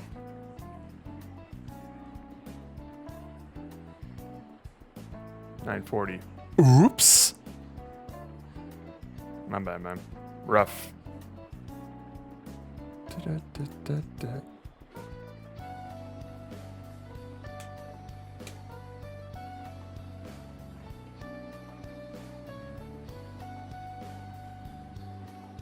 Ba-da-ba-ba.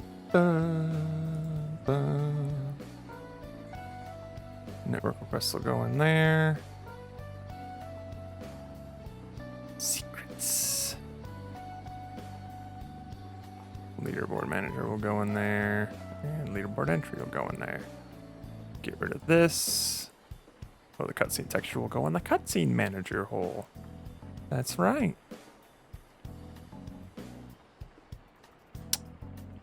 Next.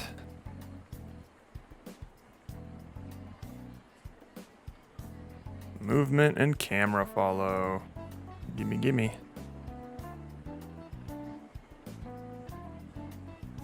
I guess we'll just throw this here.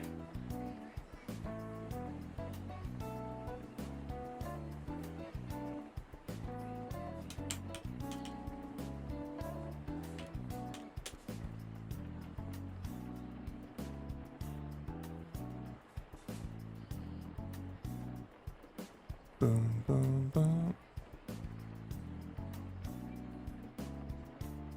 And then splash screen and fade manager.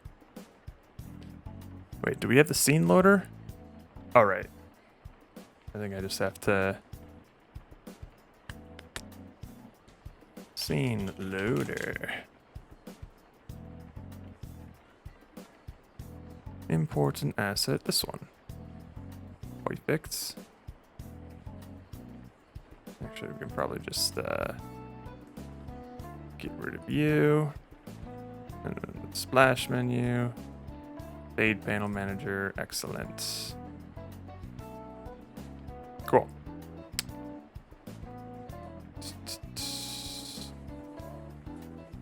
We'll just do scene loading. Okay. So we have everything in there now. We'll just have to...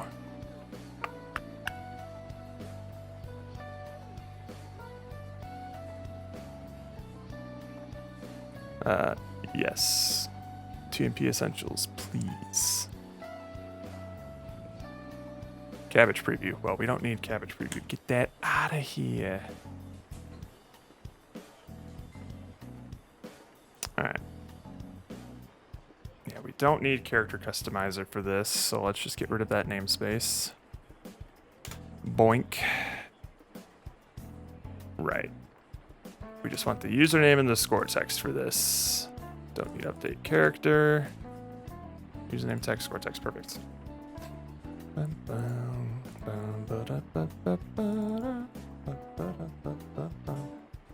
Brown stuff we don't need. Get rid of this.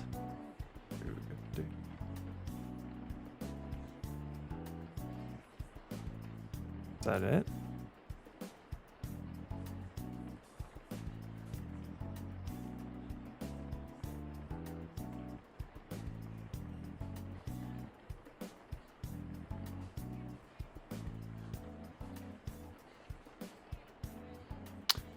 Alright, I think we're good here.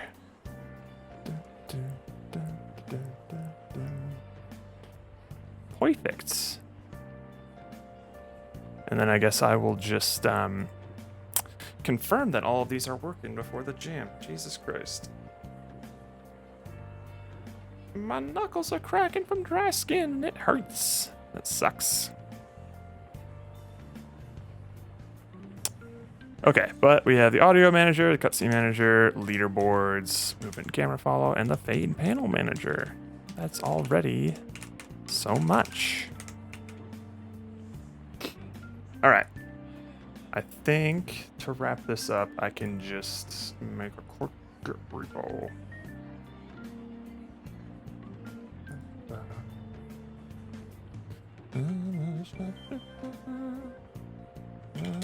Masquerade. I didn't know I've had top 3 worst sleep nights of my life today. Jeez, that sucks. Dude, it's the worst when you can't fall asleep when you want to. Alright. Repose. New. LDJM 55.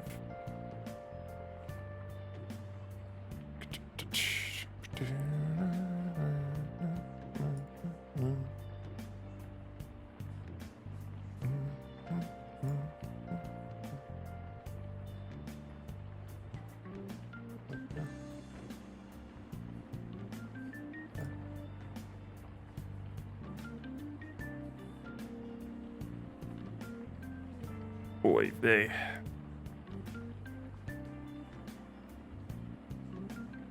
Ugh.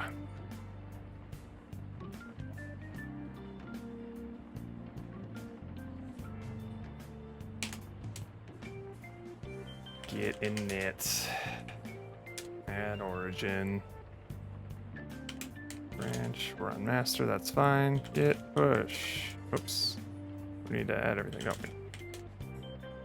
Right, we need to add the git ignore.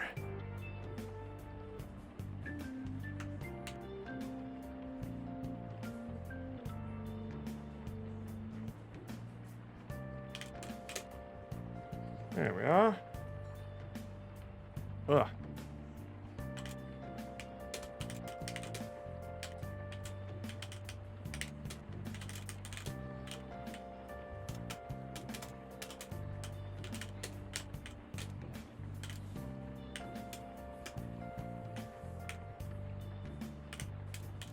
Initial commit I preed.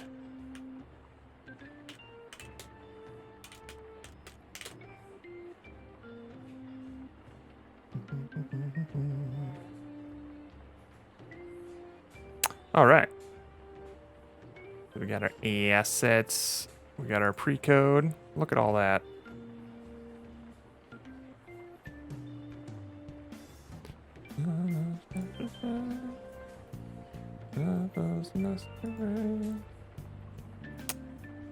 How big was that? 170 files, 21,900, 394 editions. How about that? That's the power of Prian, baby. All right. Git good. Git is good. And I've gitted gooded at making a repo really fast. All right. Do. Was there anything else I wanted to do? Well, there's plenty of other things that I wanted to do, but I don't have time. Don't need state machine stuff. OBS seems fine. A playlist curation. I can do that tomorrow. All right, we set up the Unity project. That's good. Get repo set up. All right, I want to set up a Google Drive and a Miro board for tomorrow's brainstorming stuff. Make a "We're in Ludum Dare" post. All right, actually, that's not that bad. I did way more than I expected to. Sick. In that case, then, I'm going to have to step away for a bit to go to the bathroom and set up for disco. We'll see how long we play disco. We will see. But for now, this one? Yeah. All right, I'll be back.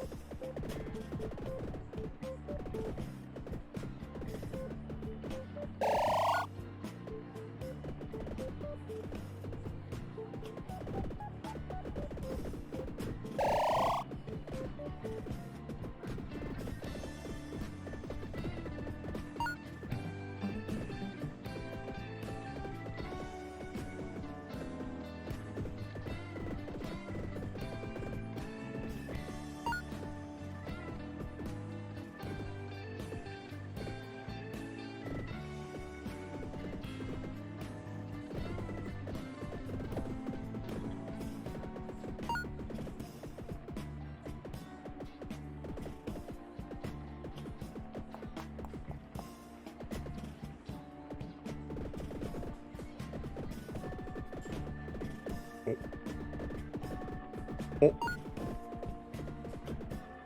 Oh.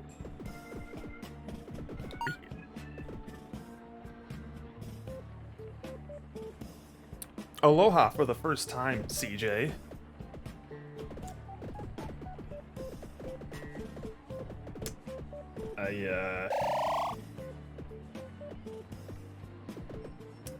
I saw a new kind of LaCroix in the in the grocery store today.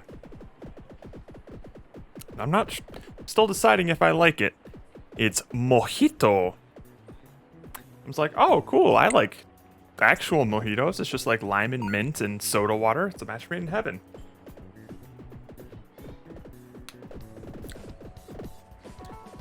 It's pretty heavy on the mint. And I also just realized that I wasn't in the close-up because I'm still in studio mode. Mojito.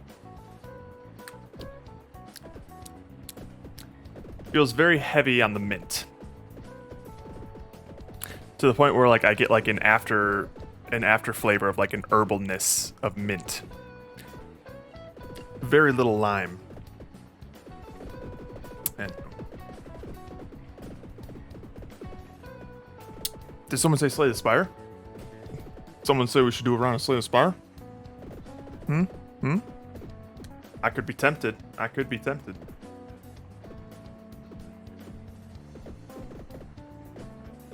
Change the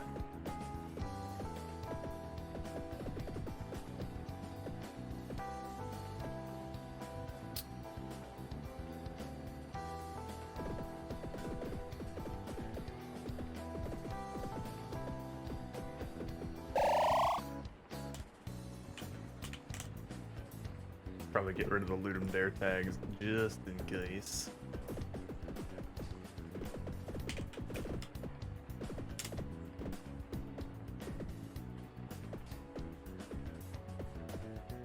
Boing. Just joking. Oh, as if it was one of the Plinko options. Gotcha. Well, don't encourage me, because I always have half a mind to just open up Slay the Spire. Oops. How many hours do I have in Slay the Spire right now, though?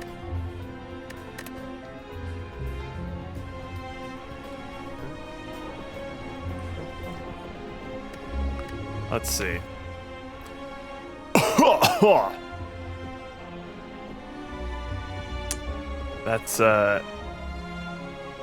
That is 105 hours and 13 minutes on Slay the Spire. And 18 victories.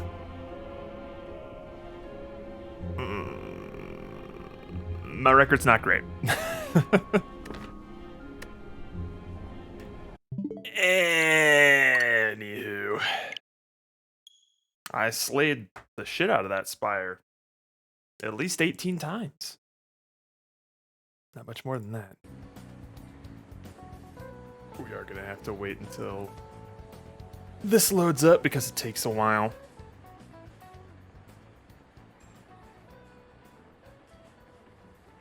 And now that Pomo's not here to mess anything up.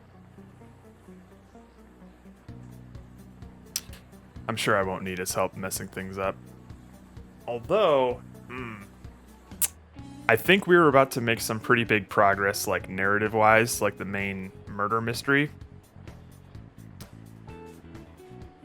But unless our usual crowd is here, maybe we'll focus on some side quest stuff, just so some folks don't miss out. Because it is going to be, well, you know what? Maybe I will play it next week since it'll just be on a Thursday. But our weekend streams are definitely going to be taken up by Ludum Dare, both developing and play testing for at least the next couple weeks. So, fortunately, we ended on a pretty good note on the weekends, last weekend, of finishing A Dog's Life and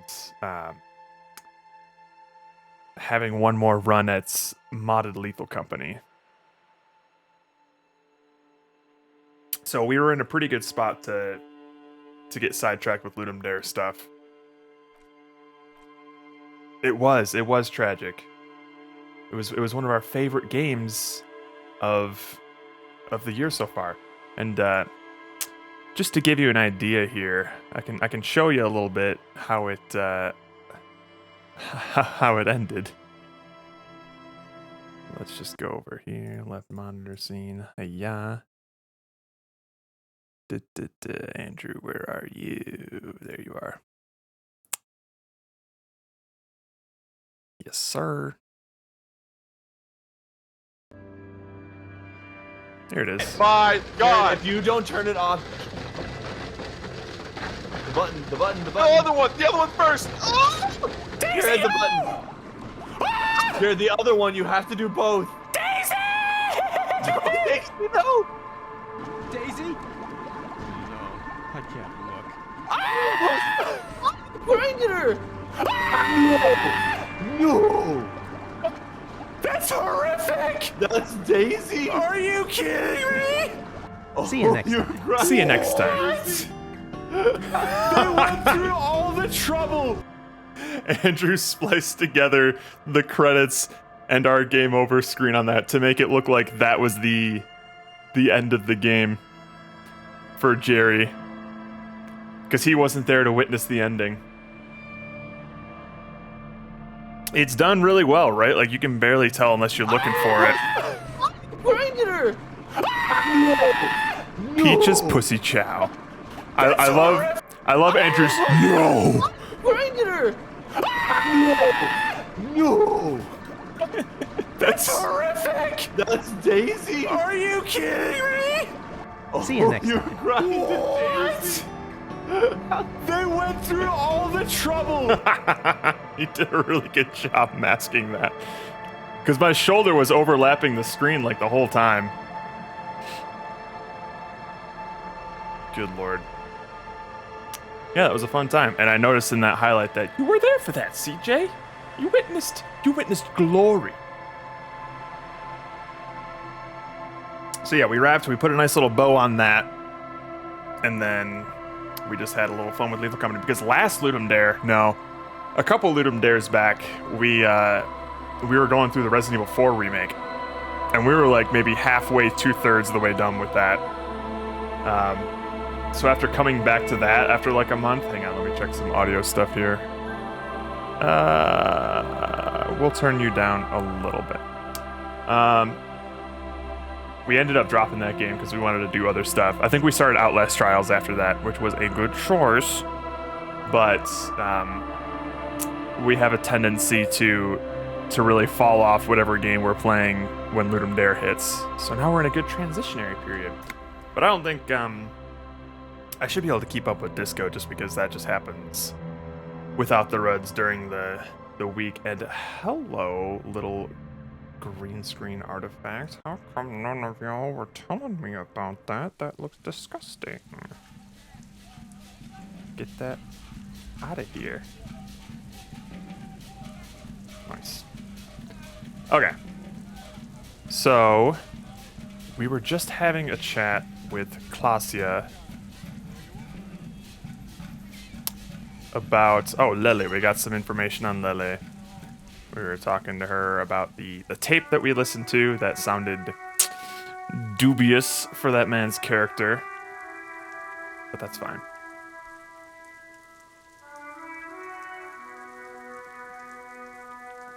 I'm no archaeologist. Yes, there was a little bit of uncaptured chroma stuff just like sitting right there, just extending past my green screen.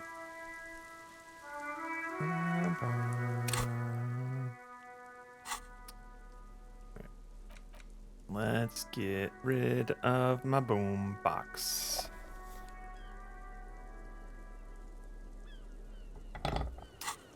Just make sure my... Yep, Disco rewards are up. Cool. I think we could break this door down. Same small, heavy door. Yeah. No lock in sight. Okay, we can totally do this. Anti-object task force initiate. Anti-object task force extra. Hello, baby. Oh, it's dinner time for you, isn't it? Oh, I'm sorry. I'll be back. Sorry. Be right back. I need to go feed the kitty.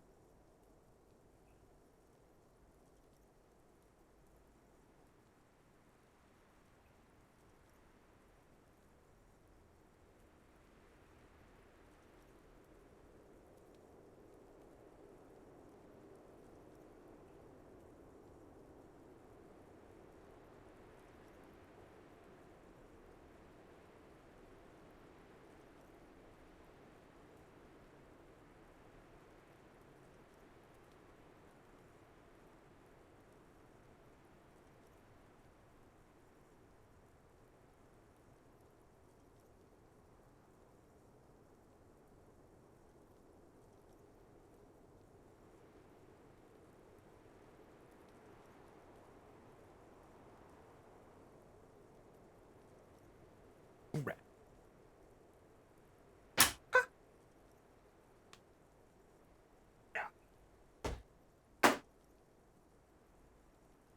Don't tell the cat's dear I would never say that about another.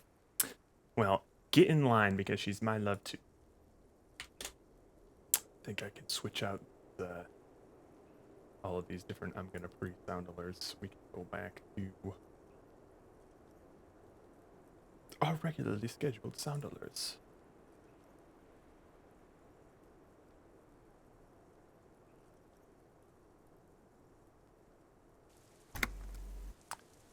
All right, so I think I can do something with this. Do I have alcohol? Yes, I do. We're just gonna get a little bit of liquid courage here. After I equip it and then unequip it.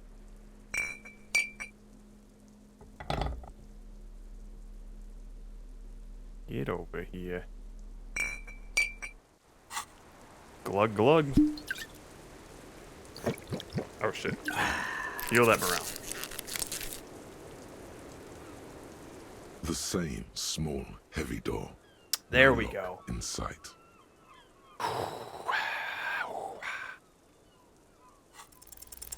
Let's go. Get it. Ho ho shit. Something cracks inside. Let's go. It is an unbelievably satisfying sound, Nice. The young woman nods. filling you with a belief in your own body. Sounds like the property damage wasn't in vain, at least. Would it hurt to look in? Let's see.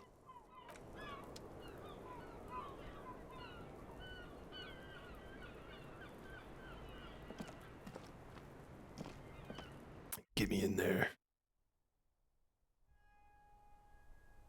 Hello. There's a tiny hole in the wall. You see a bedroom on the other side. You can almost see the shape of a man and a woman writhing inside, bathed in drug sweat and dirty linens. Bottles lie around everywhere. I think I can see into Clausia's bedroom from here. You can barely see through. Better not to jump to sensationalist conclusions here. The footprints on the floor, however, definitely suspicious. Points to the nearby marks on the floor. What were those people doing in there? You lean closer to the peephole instinctively. I bet they're doing something quite unnatural there. sensationally unnatural. Yeah, what's up with these footprints? You clearly see footprints in the downy carpet of dust covering the workshop floor. Jackpot. These, unlike everything else here, are new. Someone's been here within the last week or two. 3 weeks maximum from the dust coverage. It could easily have been 1 week too.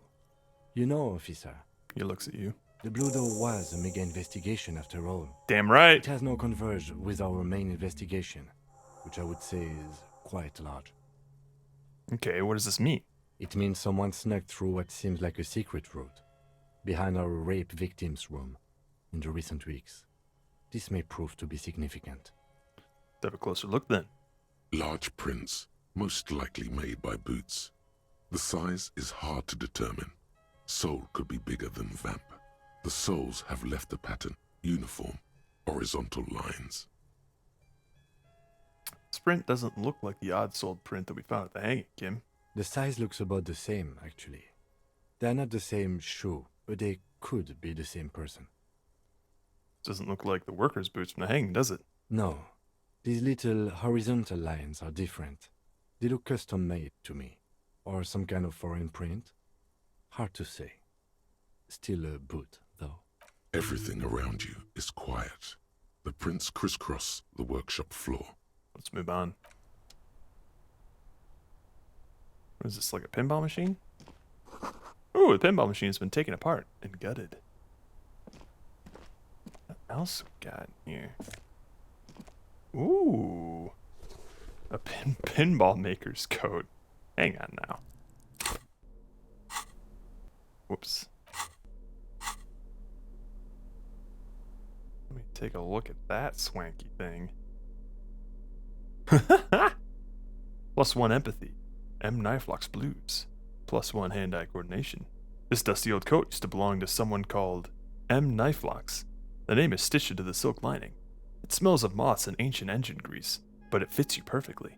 A strange, lonely emotion fills you when you tighten the belt around your waist. Interesting.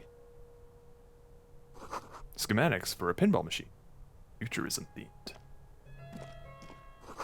Boxes of tools and replacement parts line the shelves. What was this, like a pinball shop? What? Small windows taped shut with black plastic. You can't see outside.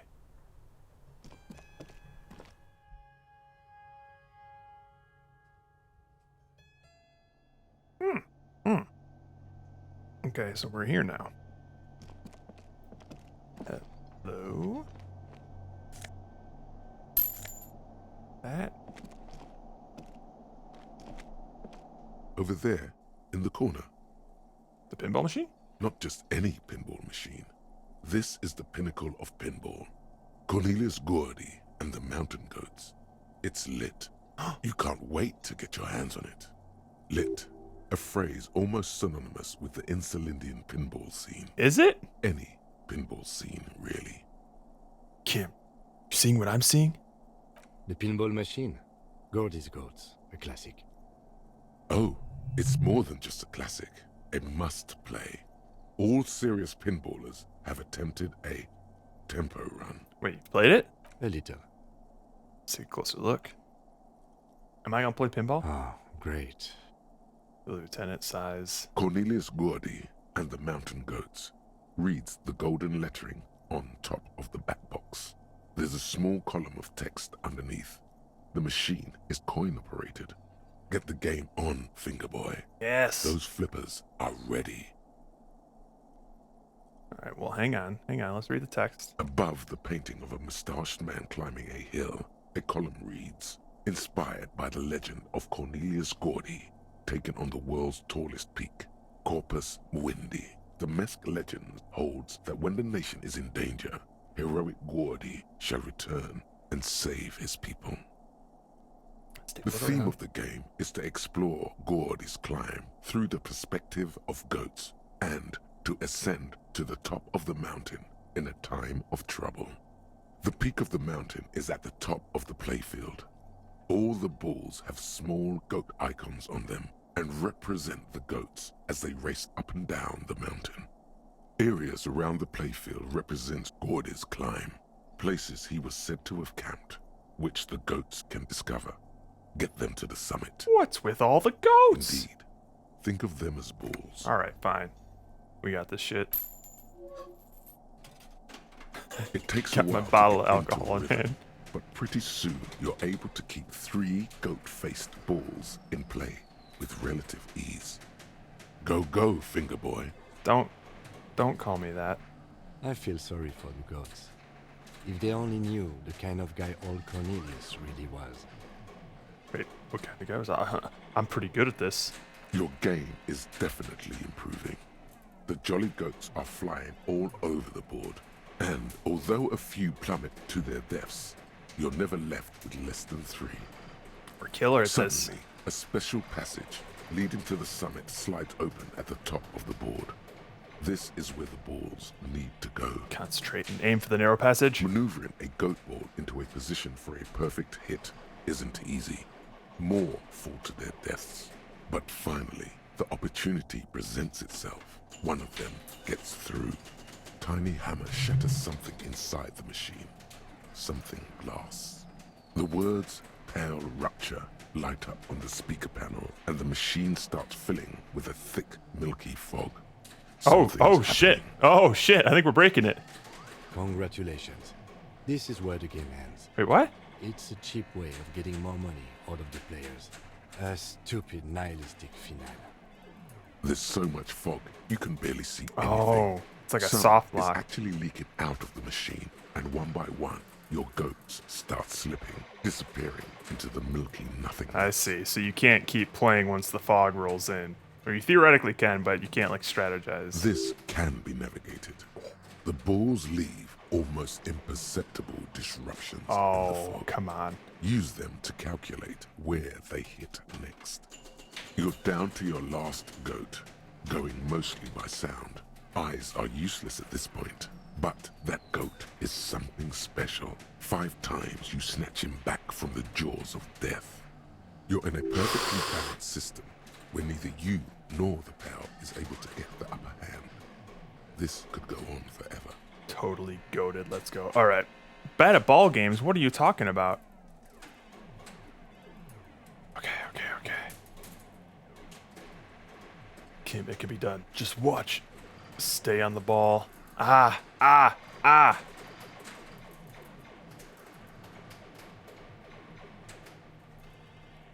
I think if I try and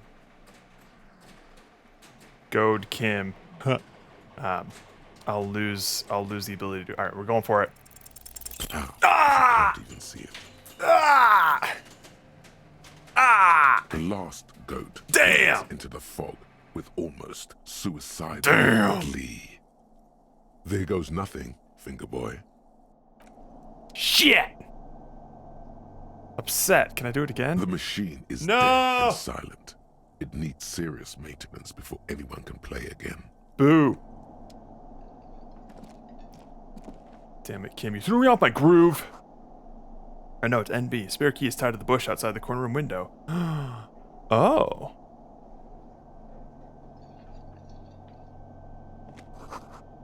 This pinball, white Deora. The back glass shows a female figure in mourning. Naruhodo. Can we get out?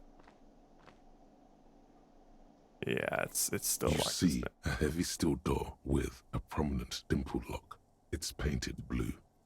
This door is connected to the one upstairs, but how do we get through? There must be a key somewhere. There is. Probably somewhere in the whirling. It's not too important. We can get in and out using the roof door. Annoying, but true. This small elevator is dimly lit by a bulb that's been glowing for ages. The latticed cage is open, inviting you to step inside. Smells of nougat and sweat. Your head brushes up against the ceiling. There is a control panel to your right, and just enough room for 2 people to fit in. Perfect for us, Kim. The maintenance card under the control panel reads, Last maintenance, 10th July 88. This elevator must have been used to transport pinball machines to and from the upstairs workshop. It says last maintenance was in 88. That it does. I say, let's brave it. This elevator was last maintained in the future? Right, because it's like 51 right now, isn't it? No, it was maintained in 88 of the previous century. Jesus! So it's not a message from the future? No, I think the bureaucrats just forgot about this backroom elevator after the revolution. For a century? Holy shit! There are large rectangular buttons. What? Monter, descend, and an international call for emergency assistance. That third one appears to be broken. Yeah, ain't no way that button still A works. small steel plaque reads Halter 800. Halter is a Koningsteiner lift company who went out of business a long time ago. So it was mostly pinball machines riding in this elevator. Seems so, although it's pretty quaint for a freight elevator. He taps on the guttering light bulb. It's golden dark. Alright, let's get on up there.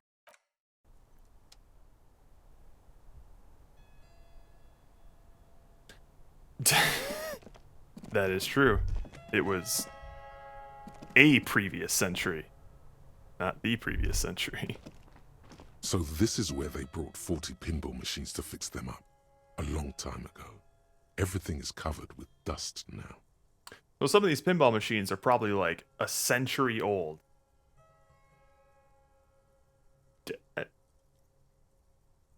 Are there even pinball machines today that are that old? The lieutenant looks Right? around the dusty, Like those are some crowded antiques. room, inspecting the tools on the shelf. I can't believe that one downstairs was actually working. This used to be a Looks pinball like workshop. it. I'm guessing Martinez North 22 used to be a pinball arcade before it became a hostel. There are machines left over. Why not bust those out, man? That sounds like a great thing to have in like the hostel lobby. Or maybe not, they are pretty loud. Still, I mean, they got karaoke and stuff. A creak. Some dust falls off a shelf. Downstairs in the hall, next to the main door. One of them even works. Damn straight. I've seen one of the hardest bang away. Oh wait, yeah, that's right. There is a pinball machine in the main area. Could this mean the Whirling in Rags really is part of the doomed commercial area? If that's true, then our cafeteria manager is not going to like it. We should tell him what we found up here, omitting that suspicion. He I does won't not admit appear whatever to I be the want. kind of man who likes his establishment to be part of a neighborhood ghost story about bankruptcy. Stupid superstition.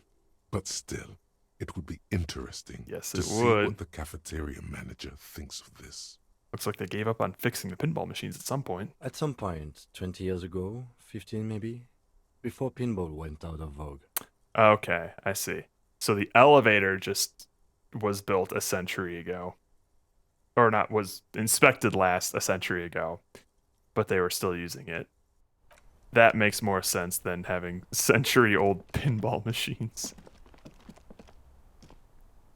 But still, there's probably some antiques in there. You won't believe what I found back there, girl. Anyways, bye.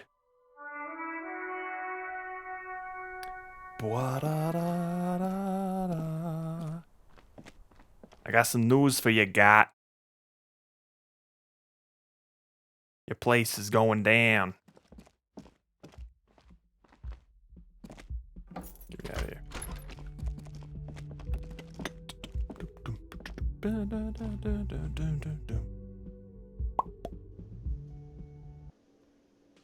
First, let's see if I can find that key. Was it in the bushes or was it near a window? Oh, yep, I think it's over here. Give me that. Behind the dockworkers, a ceiling height window. Oh, The hawthorn branches Easy. scrape the glass like bony fingers. yeah. There's a yellow ribbon tied to one of the branches. Light yellow, faded with time. A tiny splash of color in the blackness of the thicket. Hanging from it, a bronze key. Someone hid the key in the bush and attached a yellow ribbon to make it easier to find. It's close enough to the latch up there. One can slide it open and just take it. Surely not a coincidence. Someone's hid a key in the bush. Huh? Big guy looks behind him. I need your guys' your guys to hand the key to me. Can you let me slide by you there so I can grab the thing?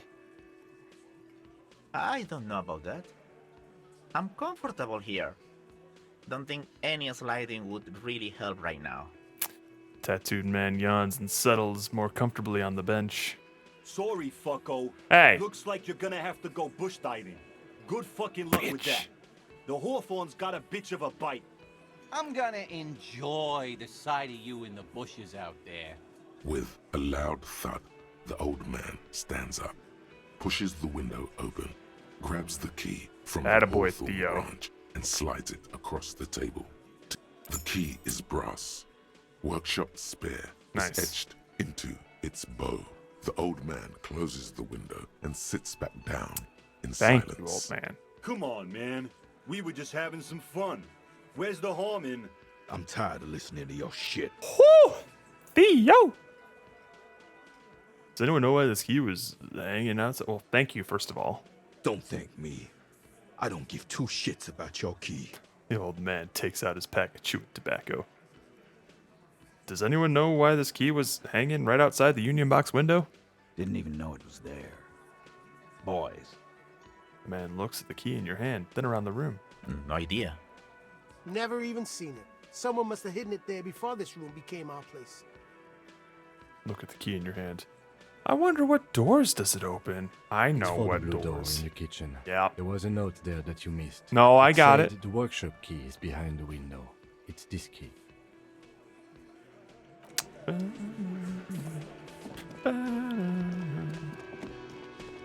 Let me just crack that open real quick. A nice little shortcut. You see a heavy steel door with the key fits the dimple lock. It takes a bit of effort to turn it after all these years, but then the lock clicks. Nice.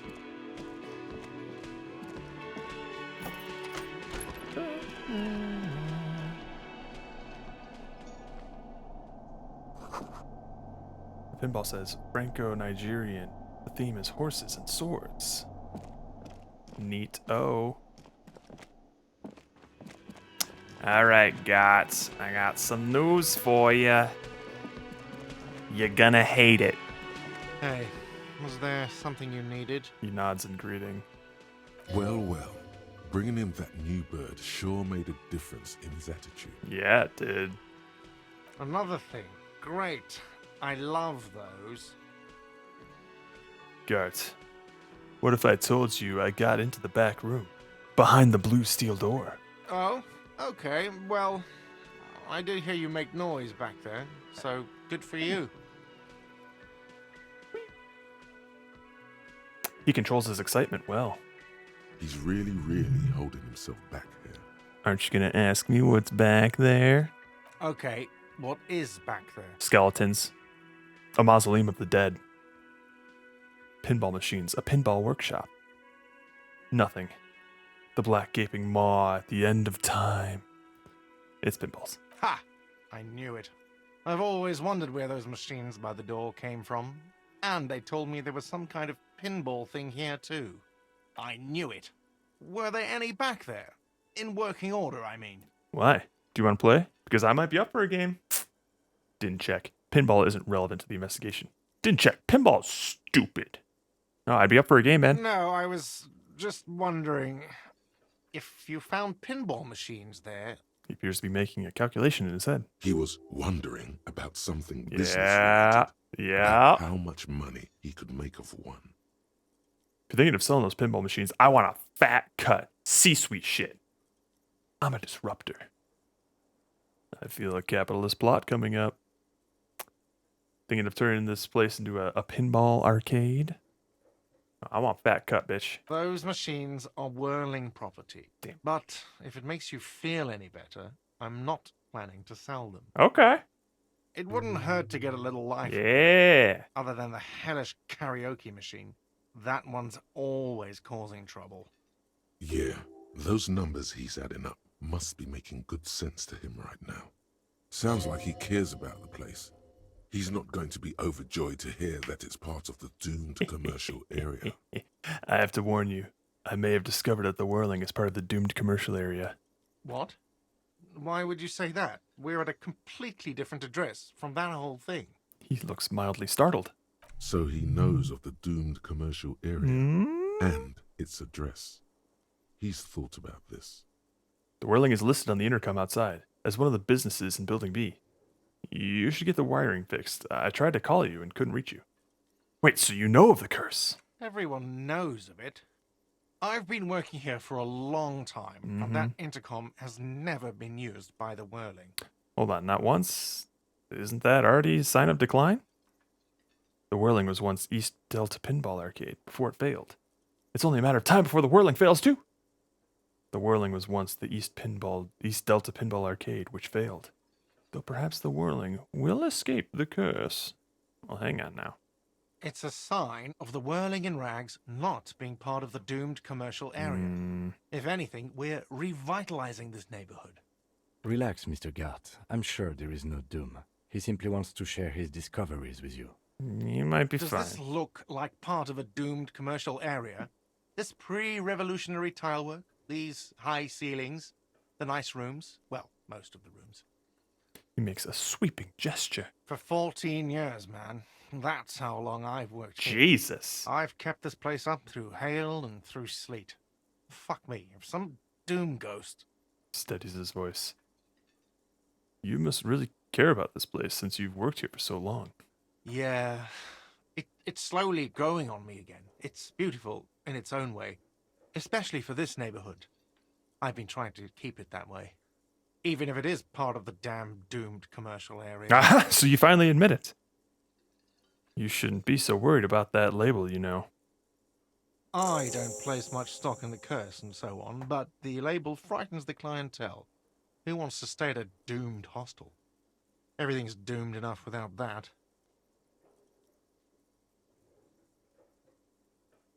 Who owns this place? Some real estate management company. They never come around here, just collect money from afar. Honestly, I think some money laundering might be involved. I wouldn't talk about that too much. Who named it Whirling? Well, it sure as hell wasn't the real estate company. It was you? You look surprised. What? It's a great name, I know. Cafeteria managers come up with great names too. It's from a song. A song? Hail, Holy Queen, by the Ateniers. Hail, Holy Queen of the Sea. You're whirling in rags, you're vast and you're sad. Good pick. Well then, too bad it's all doomed then. Well, good luck to you at this place then. Luck has got nothing to do with it. I need to think about where I'm going to place those pinballs. I have a feeling they're going to help. Against the doom, it's implied.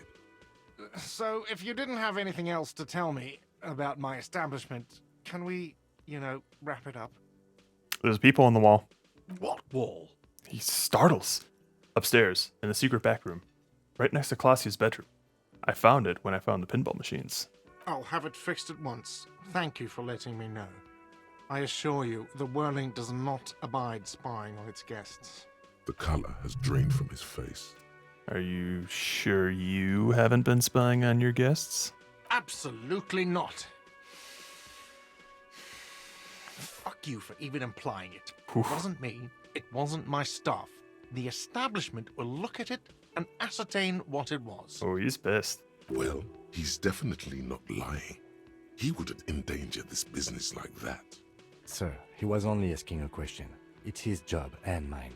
See that it's covered. Yes, I absolutely will. Sorry, it's been a bit of a day. And now a hole in the wall. Alright, you've been notified. Thank you. I'll patch it up personally.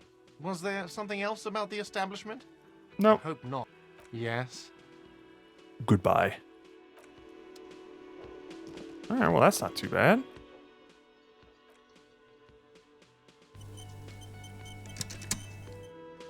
My cat is just an inch away from my Switch. Just looking at it. He's not even like facing me right now. Hang on.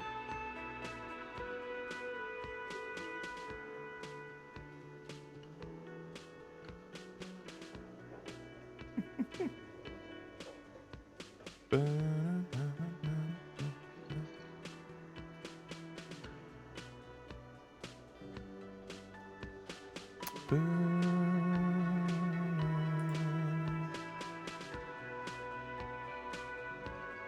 is just her.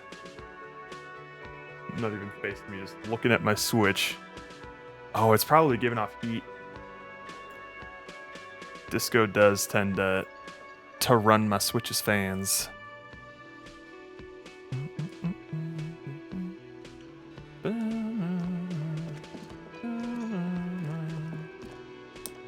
Alright, let's see what kind of easy quests we got going on here. Door Gunner Mega Mix. Talk to Titus about Door Gunner Mega. Right.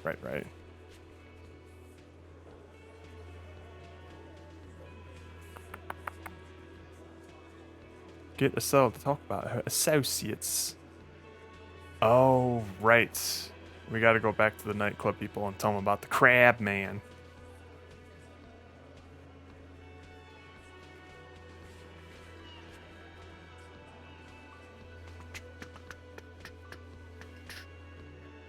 Wait, call us back in a day for info on the armor. Oh, okay. Well, we can do that. Easy peasy.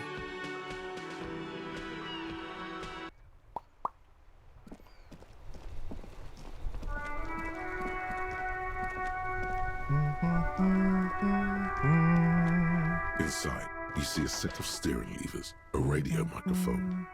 This is Precinct 57. How may I assist you? Have you heard back from the ICP about the serial number? Yes.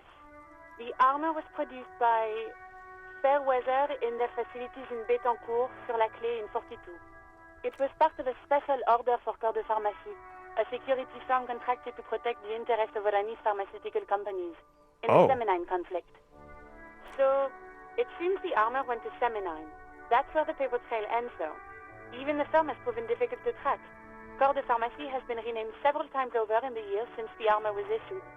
I'm guessing one of its names is Cornell. Yes. That is the most recent name the ICP has been able to connect to the CDP. And the one before it was Downwell.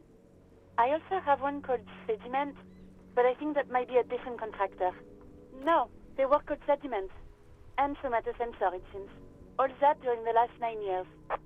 A suit of armor like this would have been manufactured with a particular person's physique in mind. You should ask for whom this suit was fitted. A suit of armor like this would have been customized to fit the wearer. There must be a record of the person to whom it was issued.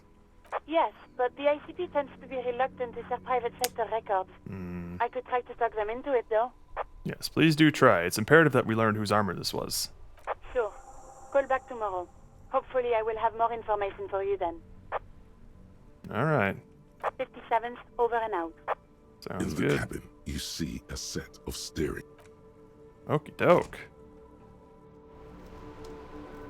Well, that's some progress.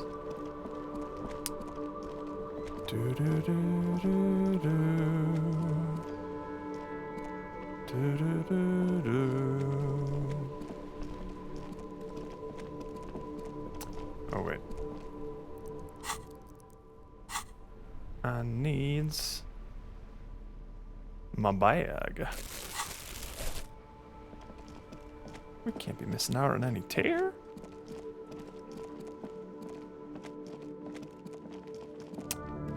Alright, so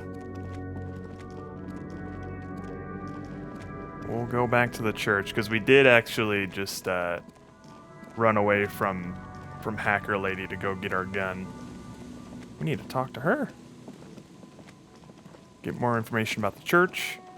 Go back to the dance club boys. See what we can work out.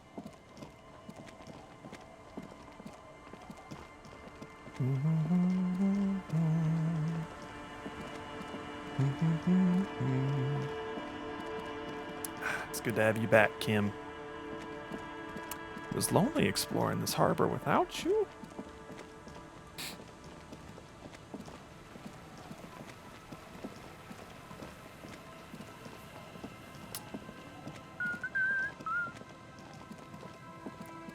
No phone calls. No more phone calls.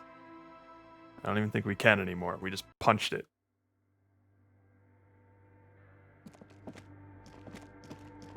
All right. Hello, miss. Long time no see. What is it? The woman is still hunched over the keyboard, gently illuminated by the purring machine. I didn't, break anything, did I? No, you just printed out my personal log and wasted some paper. It does not look like a big loss to her. Hey, are you the lead programmer of the Whirl Untethered by chance? Yes. Or, no. Not anymore. That project is dead. She doesn't seem surprised to be recognized. Rather sad. Oh. Something passes over her face before she straightens her back. Sorry, but who are you? What are you doing here? I am Soona Luukkanen-Kilde, the former lead programmer of Fortress Accident and RSA radios. I have over 16 years of programming experience, and I'm proficient in both Vox and Orbis languages. Impressive. If you're not here to hire me, I don't really know how I can help you. She turns back to the terminal. That still doesn't answer what she's doing in an abandoned church. Have you seen the Crab Man? Nope. But you know he's around. Yes. He's seen you. And? And the Crab Man has seen you. I don't care. I don't care about crabmen. She barely looks up, now tinkering with the machine's printer. All right. Why are there so many machines in this place? I brought them here. These are my machines. Please don't touch anything. Why do you need an antenna? I use the AR-1 as my RAIM prefix processing unit. RAM Prefect, that's your radio computer, right? Mm-hmm. And that antenna is its processing unit? Yes. You really don't know anything about radio computers, do you? Not really. No, I'm a master circuit bender. I know everything. Then you'll certainly know that all radio computers perform operations on air. So in order to gain more processing power, you need to invest in a good antenna. Interesting. And the AR-1, is it a good antenna? I guess it is. So far, I've been quite satisfied with it. Martinez is an unstable region with bad coverage, and the operation has been surprisingly stable. That's wild. Interesting. So when you're programming on a computer, like it's beyond like networking. The processing stuff is happening, I guess, via radio waves. But it's not the cheapest one on the market. So I wouldn't recommend it for your regular red tape operations. Fraser 1000 is a foolproof line for civilians. Anyway, you should do some research before you decide to buy anything. Ask around, compare the prices. There are many milieus dedicated to that sort of thing. What are you doing with the radio computer? I'm working. Great. The machine seems almost alien with its pulsing core. The light casting her face in a strange shadow. Working on what? Could you just shh for a moment? Or get to the point. I really need to focus on something. Isn't your REM Prefect radio computer made exclusively for government use? So you do know something about computers. You're right. Prefect is used mostly by the government peeps. And you work for the government? No, I don't. So why do you have it? Because I needed something good for my investigation, and RAIM Civic is widely agreed to be below all standards. So I had to upgrade. Besides, owning a RAIM Prefect isn't such a big deal anymore. No, actually, it is kind of a big deal. You don't see REAM prefects in every police department, for example. How'd you get your hands on it? I know a friend of a friend who used to freelance for the Coalition. I was actually aiming for the military-grade RAIM Rational series, but couldn't find one. Prefect is mainly based on the same technology as RAIM Civic, so it's kind of a rip-off. But it does have better compatibility with newer antenna models, so I won't complain. What about those bowls of water over there? They are connected to my RAIM Prefect. Whatever you do, just please don't move them, okay? Thanks. Short and terse. There you have it. Whatever she's using them for, they're hers. Right. I'll try not to touch anything. Next question. Great. She dwells back into the glowing terminal. What are you doing in an abandoned church? You really like those questions, don't you? Yeah. There's a hint of amusement in her tired eyes. I'm a police officer. It's my job to ask questions. I'm conducting scientific research here. You can't throw me out. she says, ready to stand her ground. What research? I'm looking for the location of a 2mm hole in the world. Excuse me? Wait, what? She's looking for a disruption in the radio waves. That's what her personal log said. The lieutenant raises his brows, but doesn't say anything. Is this hole connected to the data loss in your journal? Yes, that's what led me here. But I suspect it might be something a bit more complicated than that. A hole in the world? What does that mean exactly? Exactly. What does it mean? Up to now, it has been impossible to say what it is because it's impossible to measure nothing. What do you think it is? What qualities does nothing have? How do you measure something that does not exist? She's suddenly absorbed in the conversation, waiting for your answer. Yeah, that's... ugh. That's some wild stuff. Like, one of the things that always pops into my head is, like, people always say, like, oh, the universe is constantly expanding. You're like, okay, cool, I can understand that. There's no, like, friction or air resistance or anything like that to slow down its expansion. But then you think about just, like, it's constantly expanding into something. Nothing? What's on the, like, edge of the... what's it expanding into? That's a little above your pay grade at the moment. Hold on. Does this mean we're now living in a world that has holes in it? I don't know. Are we? That's what I'm trying to figure out here. But how do I figure it out? Can't even understand how we're talking about something that doesn't exist, let alone measure it. You measure it by its surroundings. By that which does exist. Which is what I've been trying to do. I've tried using hydro transducers to record the silence. To find out where it begins. I see, so that's where the bowls are for. Hydro transducers. So that's what those water basins are. Devices for recording sound through water. But honestly, it's not progressing very well. She grows silent, staring at her circle of basins. It looks like some ancient ritual. Do you have any idea where this hole might be located? Somewhere underneath those roof beams, I assume. He looks up, eyes trying to pierce the pitch black heights above, but without much success. Only a faint crisscross of rafters can be made out from the dark.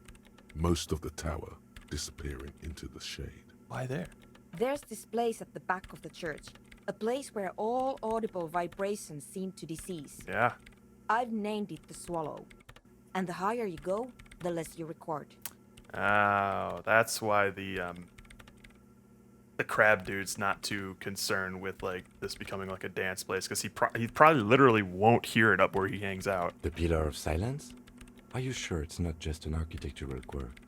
Maybe, but it's oddly close to the physical coordinates of the data loss that led me to this place. This is where the Crabman lives. I know. You don't think Crabman might somehow be responsible here? No, I don't. Said your research isn't going well. Why not? Because it's just trial and error. Trying to locate the Swallow, the exact point in space. Yeah, I can see that. And I don't if it's have 2 millimeters. You know what? It would be really helpful if you could just stop talking and let me work. That's fair enough. That's all I wanted to know about the scary 2 millimeter hole in the world. That's fine. For now. Great. Thanks. Hey, about that 2 millimeter hole again. How do you feel about anodic dance music? What? I hate it. Oh. I bet she hasn't even heard it. Have you even listened to it? Like, actually listened? Yeah. Like, all the time. My tent neighbors don't really ease up with their partying, do they? Pulls a face that looks absolutely scathing. Maybe I'd have to be on drugs to get it, but to a sober mind it just sounds like uninspired rug whipping. No idea what it has to do with either dancing or music. Right. But how do you feel about a club for anodic dance music? This is about those speed freaks in the tent, isn't it? I've got some news for you. It's not a nightclub they want to build here. What do they want to build then? Take a guess, why don't you? A youth center would be nice. A petting zoo, a place for animals. Maybe some community space to help the elderly?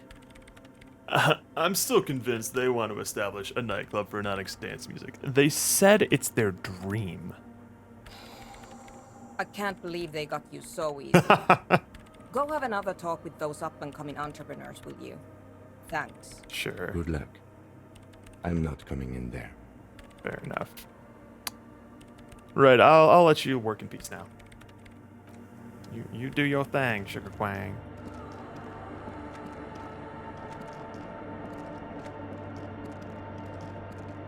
Ooh, somebody stand up.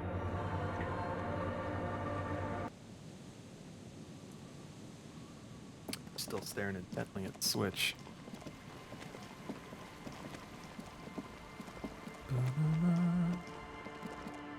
Oh, hello. There's money up there. I'm going to get it.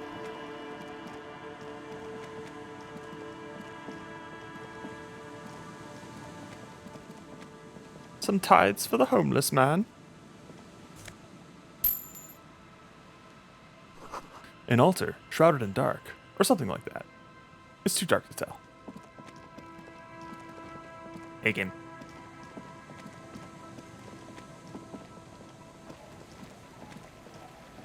I believe, yes, we have a bridge here. Sweet.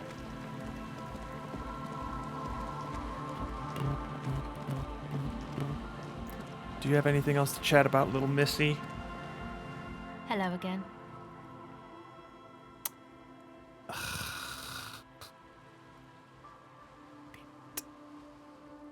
We really need to put one into empathy so we can unlock some checks.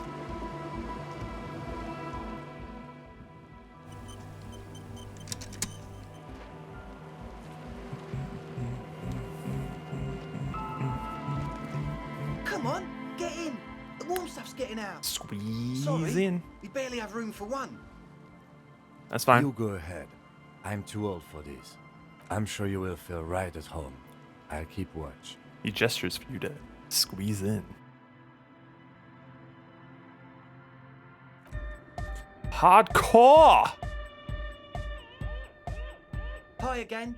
So, how are things going? He looks excited. The tips of his hair are sharp and white. The bleach has consumed almost all of the toothbrush in the mirror in front of him. Well, hang on. Jeez. Holy shit. We are not a very logical boy, are we?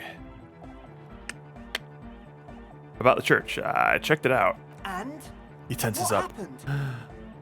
I talked to the crab man. Oh, man. Who is he? What did you think? Seemed okay, to be honest.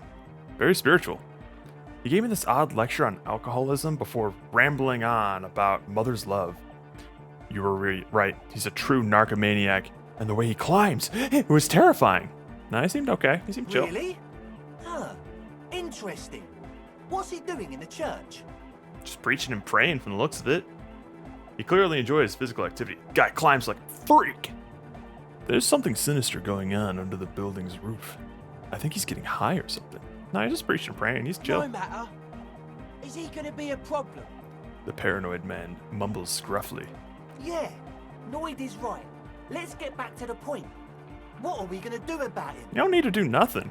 These guys will never catch him. You will never catch him. There's nothing to do. Of course he's a problem. He's a crab man. He keeps himself physically active, thinks spiritual thoughts, and doesn't drink. Who am I to evict such a person? As far as I can tell, he's not going to leave. He'll climb around up there. And guys, you'll never catch him. Actually, he told me he wouldn't mind the nightclub at all. I don't know, man. Doesn't it feel like a major hindrance to you? A spooky guy climbing around when all the guests are trying to have nice, friendly hyper time? Don't worry. I don't think he really gives a damn about you or anyone else. I guess it's not a massive problem, now that I think of it. Everyone is welcome to dance till the morning light. Yeah! Maybe. I guess we'll figure something out. Okay, but what about the other spooker? The one in Grandma's clothes? Did you see her? She was using the mainframe. I was using the mainframe when Suna, the former lead programmer of Fortress Accident, appeared. A programmer? That's odd. What was she like? Did you ask her about the nightclub? She said you guys haven't been completely honest with me about your plans. Come on, man. Who will you trust? The spooky programmer or us? We just want to make the world a better place. Feel the love! Get down and feel it! The stuffy tent muffles the last two words. The command fails to impress. A half-hearted sell of something which does not seem worth buying. The love? No, I'm really not feeling it at all. You'll get there, believe me. When we've got our gear set up, things will be flowing and pumping. Anyway, now that it's settled, how did she seem? I mean, disposition-wise, about the dance club idea. Yeah, owed her 9. Rocking it or dropping it? She did not like the Hypnotic Dance Club idea. What a pity. That's my favourite thing in the world. And she doesn't like it at all. He drops a hammer back in the toolbox. A shame. What can we do now? Do you see a way out of this jam? And into a laser-lit future of dance and unity? Unity! Dance! She made it very clear that she won't leave until her own project is finished. And you can't just evict her? No, I won't evict her. We have to come up with a different solution. Look at you, Honor Man. Yeah? No, Noid. He's right. Maybe we've approached it the wrong way after all. I'm sure there's a workaround. We can make a deal not to bother her. If that's okay with her, we only want to get in the church and spread the joy and ecstasy of music. I'm sure. The lines in the dark exist! Coexist! At least Crabman seems like an advanced being. He's hard. He'll understand. Yeah, he can do his climbing thing in the tower. And the programmer, does she like Hypnotic dance music? She absolutely does not. Really, truly despises it. She gets down. I mean, who doesn't? Just listen to that crazy pulse. Wonderful! If coexisting fails, you can always muscle her out, right? If it's all okay with you, what do you think? I refuse to throw her out, but I can try convincing her. Excellent! Good luck, my friend. He smiles wide like a replica of his friend with a large head. Suna says something's amiss. We confront him about Suna's hint, explain the ether smell, unexplained ether smell, unexplained nosefed. Headphones were sold. But we were convinced that we were a smart cop. It's really ruffling us up here. Goodbye, officer. That's all for now.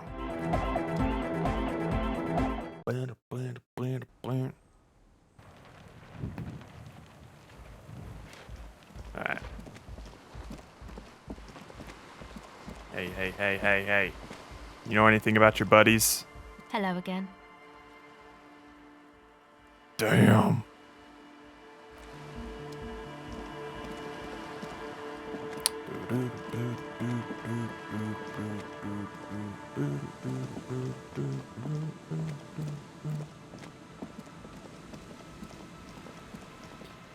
All right, lady. Got some news. You're gonna hate it.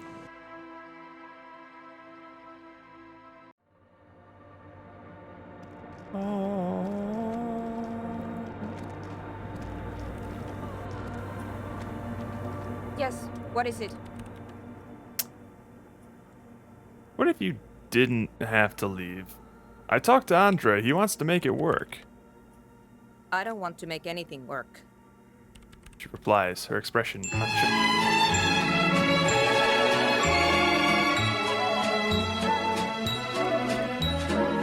That was a recently banned episode of Always Sunny in Philadelphia.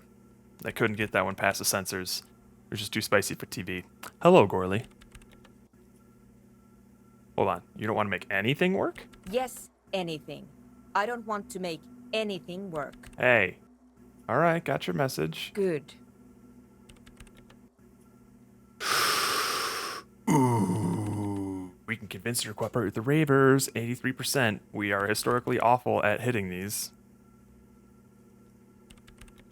But I think we can do it. Puh! When her research is done, she can move out. Listen, about your research. You mentioned earlier that it's not going very well. Maybe I can help with something? What? No, I don't really need any help with the project. But if I could help you finish the project, then you wouldn't have to live in a church. next to the boom boom anymore. Just think about it. She thinks about it. A glassy look in her eyes. A gust of wind brings more snow in from the broken gallery. It touches her hair. All right. Bring me the game's offsite copy from my old workspace, if you really want to help. Oh, I think I have that. It's stored on a filament memory, and I'm Hey! unable to go and fetch it myself. Is this the filament you're looking for? No, Oh. that's the production schedule you stole and accessed without authorization. I don't need it. Whoops. Just tapping the table in a badly concealed impatience. In his defense, it was simply lying in the desk drawer of an abandoned cubicle. Okay, but still. What is an offsite copy, and why do you need it? It's a backup of my former employer's project, the radio game we were working on. It's a It's physical stored Git on a repo. filament memory, just like the one inside this radio computer. She points to the glowing cube inside the machine. She's making it extra simple. Thanks. The backup itself is destroyed now, but I'm hoping to use what's left of it to pinpoint the exact location of the anomaly. You just have to go to my old workspace and get the filament. Hold on. If it's called an off-site copy, then why is it still on site? Yeah. Oh god, not this again. It is not on site. It is in the basement. Perfectly safe and not connected to the front at all. Basement? Sounds like it's technically still on site. That's some pedantic rhetoric there, boy. And no, taking it outside the building wouldn't have protected it from the data loss. There's nothing wrong with keeping the backup in the basement. What happened was a freak accident that has nothing to do with how the backup was stored. We clear? She stares at you with pleading, furious eyes. So by your old workspace, do you mean the studio of Fortress Accident in the Doom commercial area? Yeah, that's the one. You can get in through the bookshop.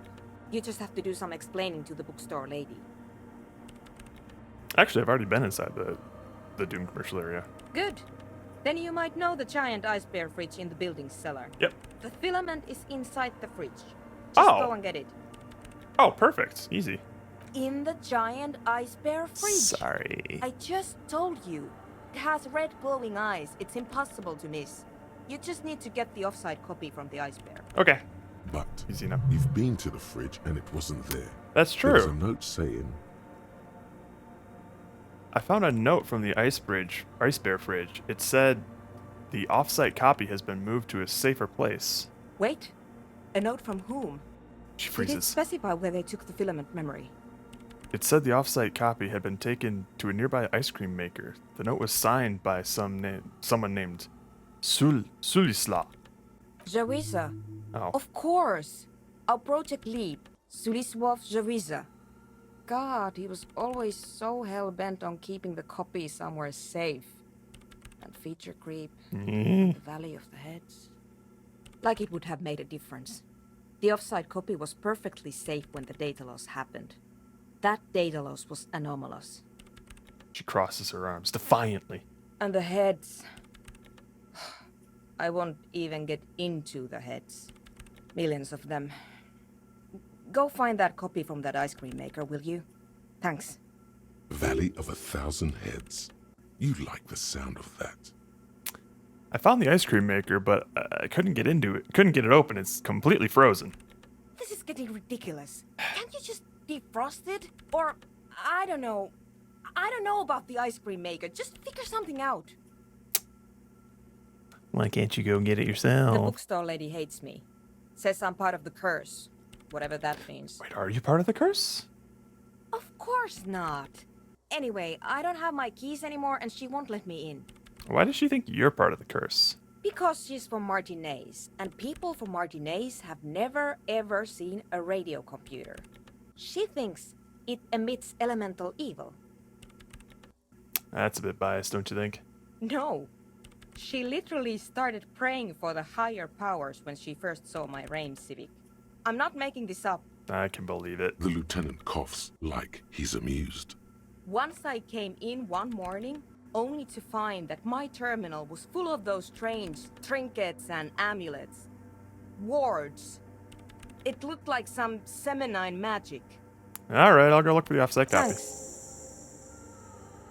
She thinks for a moment, then reaches behind the radio computer and hands you what looks like an oversized pry bar. And here's my Kvalsund multi-tool. You might need it to hack loose some ice. Oh. It opens everything. If you get me the offsite copy, then you can keep the Kvalsund. Oh, okay. Hell yeah. We got a new tool.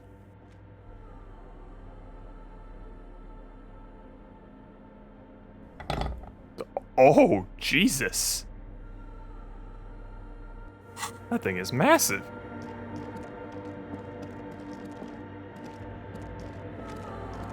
Let's go open an ice cream maker. I think we can fast travel from here. Ba-da-da. Ba-da-da-da-da.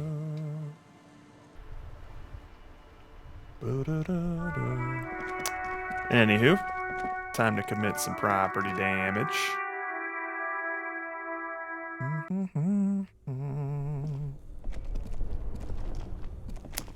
It's been a while, old friend. This orange machine is dead still. It has a hand-cranked ice cream churner and an electric freezer. The ice around it slowly melting. Wait, is this like a... Do I need 2 hands for this shit? What's going on here? I have it equipped. Objection! Hi, Roka. Equip this to open locked containers in the world. Grip it, rip it! Oh, we doing it. Let me just take this bag out first. Why doesn't it... This orange Why doesn't machine it work? is dead What still. the fuck? It has a hand-cranked ice cream churner it's and only an electric freezer. The ice around it slowly melting. Beyblade, let it rip! Ice squeaks beneath your Kvalsund multi-tool, but your fingers slip away from the tool. The lid shutters tightly as before. Bitch! And it's already unplugged. There's not much else to do other than wait for it to defrost or bulk up and get stronger. Are you serious? Maybe you could get better grip with some gloves. Can I? What kind of gloves would give me some better grip here? Probably my interfacing gloves, right? I'm not gonna wear them. I'm just gonna test it. Because I can't roll it again unless I upgrade Make my it work. physical instrument. Go, go, go. Do okay. it. Work. Make it work. Well, first let me I'm just curious to see if the gloves would even... This orange machine is dead Oh! still. Better grip It with has gloves, look at that. Well, see, here's the thing. Is, when it comes to a white check... This orange machine is Oh wait, dead I can still. do it again now. It has a Oh, sick. ice cream churner. As much and clothing an as you electric can to freezer. help The ice you. around Okay. it slowly melt. Alright, well, let's see here. So it's physical instrument. I don't know if we have a lot of clothes for that. We can check. Empathy, esprit de corps, perception, drama, savoir-faire, composure, half-light. Grippy padding. Okay, let's put those on maybe. And the bow tie. Okay, well, yeah, thank you. That's definitely gonna help us out. Oh god, we look like a bachelorette party stripper right now with just the bow tie and like sports gloves on. What the fuck? Endurance, pain thresholds, conceptualization, electrochemistry, conceptualization, -2 physical instruments, so definitely not that. Inland Empire, empathy, logic, drama. Physical instruments, so this is what we want here. Sweet. Do logic, reaction speed, esprit de corps, pain threshold, and half-life, or half-light. A 30. Nice. Oh, wait. It's basically the same. So -1 empathy, +1 volition. Alright, I guess that's fine. Well, it's your pick, Roka. Should I wear the the armor plating or the white tank top with stains on it. Both will give me the same amount of benefit for this ice cream machine. Or the Man from Hyundai shirts. It's all the same. Dealer's choice? Alright, well, we're going with Man from Hyundai then. Baby. Why does it have to be all the shirts, man? Ugh. So I can only get, like, what, 1 bonus for physical instrument from that? Do I have any... Alright, you know what? I'm going to go get some booze. Because booze will give me, like, a +2 in all my physical stuff. We're going to get this thing open. Damn right the spirit will invigorate me. Also, if you want me to wear any other clothes, because that's all I could get in terms of, like, bonuses... Or if you just like me in my tidy whiteys. Nah, that's cool. That's cool. Alright, I need some booze, please. And I guess maybe some cigarettes would be nice. A colorful display. Again, I'm obliged to inform you that both alcohol and cigarettes damage your health. That's fine. Thank you. I'll give the potent pills Here you go, mister. And some ciggies. Here you go, mister. Thanks. And then we're definitely going to need some more mag. A small cabinet on the wall is filled with I'll take some various Hypno-Gamma. medicine. Okay, here. Thank you. I hope Saint Baptiste makes you feel better or something. Nope, not Kim. I want the tear machine. The tear machine stands in the corner. A sign says, 1 bottle equals 10 cents. Excuse me. I have the tear bag, but no tear. Can I still use the tear machine? No. You need tear to use the tear machine. She doesn't even bother looking up out of her magazine. Fair enough. Fair enough. Alright. We're gonna booze up, and we're going to rip this ice cream machine open, baby.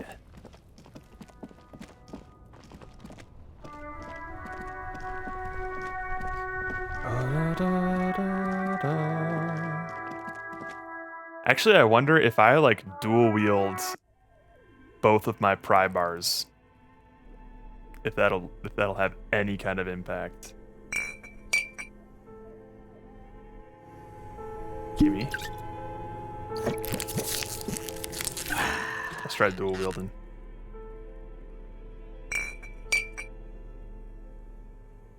Bam. Nothing can stay shut from us now.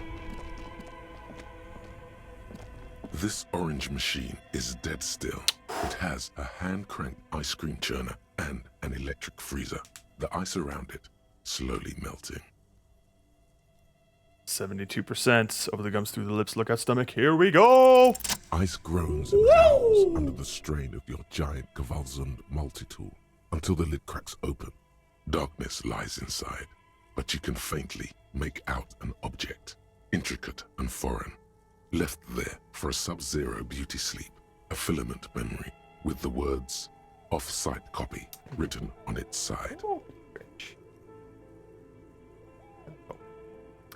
Hello. How's it go? Yeah?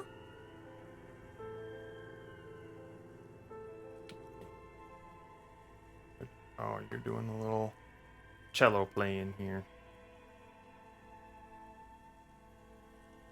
Look at you go.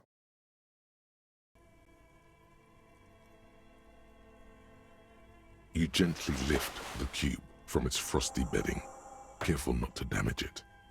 We should take it back to Miss Lucan and Kilda as soon as possible. I'm not sure how well unused filaments tolerate room temperatures. Yes, but aren't you curious to know what's on the precious filament? There's a radio computer upstairs. Ain't no way. No, I ain't botching this mission. Are you kidding me? It's gonna ask for some sort of password. Of course not. That's bait. That's bait.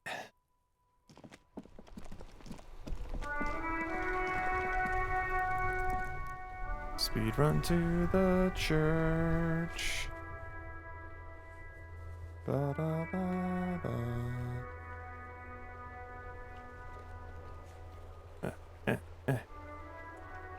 Get me. There we go.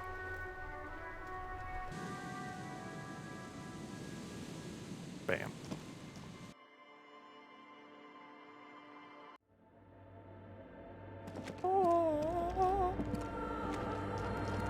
Just huffing in with 2 pry bars. Hey, I got it open. What is it? About the offsite copy you asked me to bring. Yes? I brought the filament. Thanks. Looks like it's the one. What's going to happen now? Now, I'm going to print it out to see what's left of it. She's already inserted the filament into the radio computer's core, ready to close the door. What are you hoping to find? I have a theory. Lintel was able to divine the location of the anomaly from this broken copy. I want to repeat their calculation, only this time with better equipment. Watch. What an intricate display of failure. The paper starts filling out with ink, soaking it in a gleaming blackness. Not a single line of data stands out. This is wrong. Machines shouldn't behave like that. It's the abyss staring back at you. Something is very wrong with that filament memory. Please just stop. Stop playing with this thing. Now what? Sona doesn't reply, her hands running over the printout. She's looking for something. For her morning star. Eyes scouring the millimeters. Here. I found it. She suddenly says, raising her ink-stained fingertip. Where? Hold on. She's behind the keyboard now, typing in some numbers that only she understands.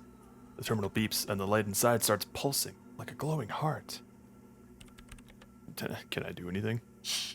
Just give me a second. I'm almost... She clocks up her typing speed. I've never witnessed a programmer work before. Done. I've got it. I found the location of the anomaly. There's joy in her voice as she bumps her fist into the air. You did it? You found the coordinates? Oh my god, congratulations. Oh, you found the coordinates? I found the coordinates. She lets out a celebratory laugh. Great job. Oh my god, congratulations. Thank you. She yells back with a grin. So where is it? Where is your 2-millimeter hole in the world? There. In the swallow. She points at the other end of the church, where a group of water bowls forms a ritualistic arch. Think you can help me again? Sure. I need you to go move those water bowls for me. I need to double-check my calculations. You like moving things around. Moving things around is calming. I got the tism like that. Just walk over to the circle and follow my instructions. Move the third bowl 2 centimeters to the left, and the fourth bowl 5 centimeters to the right. This should do the trick. Third bowl 2 to the left, fourth bowl 5 to the right. Okay. Thanks. Third bowl 2 to the left, fourth bowl 5 to the right. Third bowl 2 to the left, fourth bowl 5 to the right.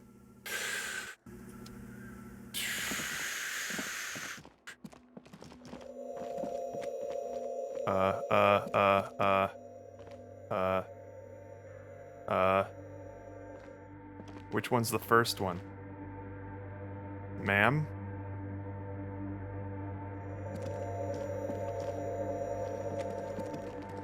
I don't think I can... Oh, here we go. It's awfully silent again, as if someone turned off the entire world outside those walls. Water inside the bowls stands still. Measurements have been marked down around the bowls, each chalk-drawn line representing a centimeter on the floor. Oh boy, this is going to be good. Move the third bowl from the left, 2 centimeters away.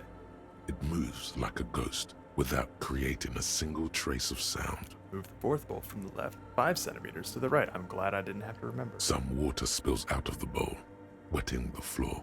The lead programmer sends you an encouraging thumbs up from across the hall. Time to run back, or maybe walk. This is a sacred place after all. Nah, fuck that. Let's go! Man from Hyundai getting shit done. Yes, what is it? I moved the water bowls to the right position like you asked. What's next? Great. Everything should be aligned now. She stops, biting into her chapped lip. What's wrong? Yeah. Nothing. Now the only thing left to do is to unmute the headphones. If we got the location right, we should then be able to hear whatever sound this anomaly makes. Wait, why did you have your headphones on mute in the first place? Honestly, I'm a little scared. Isn't it going to just be silence and nothing else? I don't know. That's what I'm scared of. I don't know. It could be anything. I mean, what sound does the nothing make? How can Yeah. we even listen to something that doesn't exist? That's some eldritch shit. She turns to face you, the mainframe throwing shadows on her chin. What if silence is only what surrounds it, but the swallow itself is... She grows silent, her face very pale in the cold light of electricity. What? I don't know. I'm just scared. Maybe it's going to be something terrifying. Maybe it's going to tear the world apart. Like that evil ink that filled the printout, erasing coherence and meaning. Yeah, I would agree. You're right. We should be cautious. We don't know what we're dealing with here. Maybe. Maybe I'm just tired. Rubs her face. It's scary, but we just have to face it. Hey, I don't think I want to do it anymore. Seems too dangerous. No, it's scary, but we just have to face it. You're right. Let's do it. She puts on her oversized headphones, ready to press unmute on the keyboard. The lieutenant takes a step back. And then, nothing. Nothing happens as Sona Lokanen Kilda presses unmute on her keyboard. Nothing but silence. You can hear some small animal cross the floor in the chancel. It's that quiet in the sanctuary. Can you hear anything? She doesn't answer, her eyes closed and brows knitted together in a state of deep focus, one hand cupping the headphone. Well? Damn it. She lets out a loud sigh before tearing off her headphones. She's still avoiding your gaze. Come on, did you hear anything?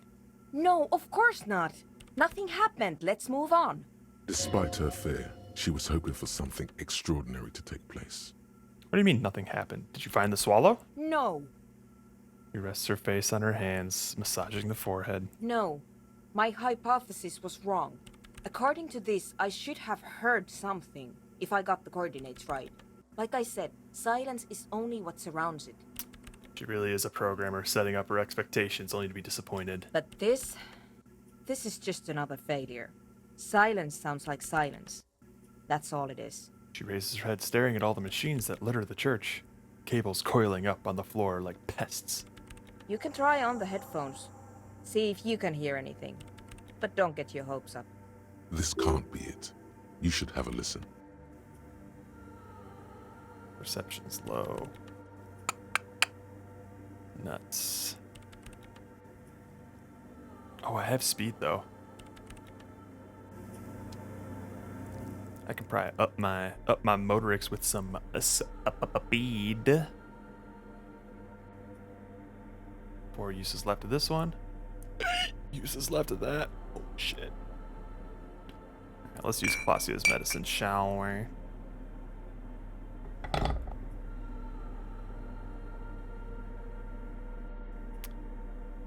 All right. Yoink. Good shit, good shit, good shit. All right, Yes, give me them what is headphones. it? 42%. Let's go. Ow. All you hear is your own breathing, heavy and hoarse from all the nights spent drinking. It's the breath of an old man. Okay, you didn't need to come at me like that. But there's something else. There has to be. Something big. Something unexpected. Something new. Yet to be discovered. Well, did you hear anything? I'm not sure, but there seems to be something there. But I can't really make it out. Yeah. No, I don't think there's anything there. Her voice is bitter with disappointment. The lieutenant looks down at the floor, as if to say, you're wasting time here. Maybe the speed freaks can help you with this. Go talk with Andre. You got it. That's exactly where I was going anyway. I gotta bust up their little operation. Bust it with my logic.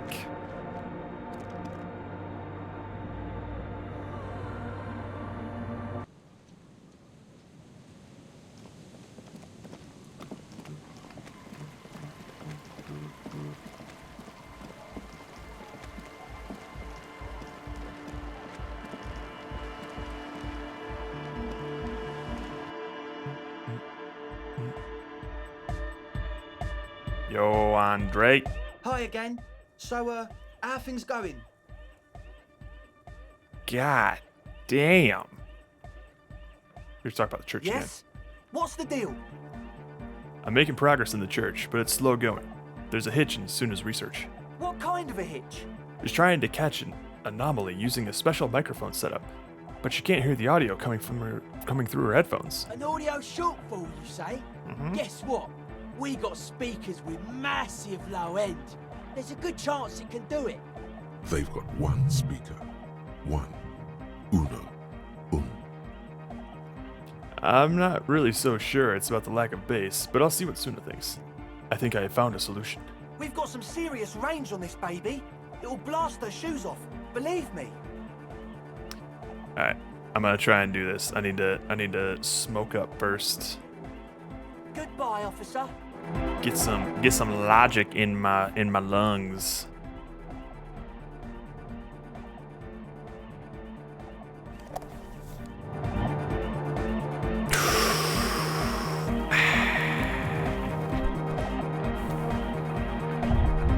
All right, big guy. So, how are things going?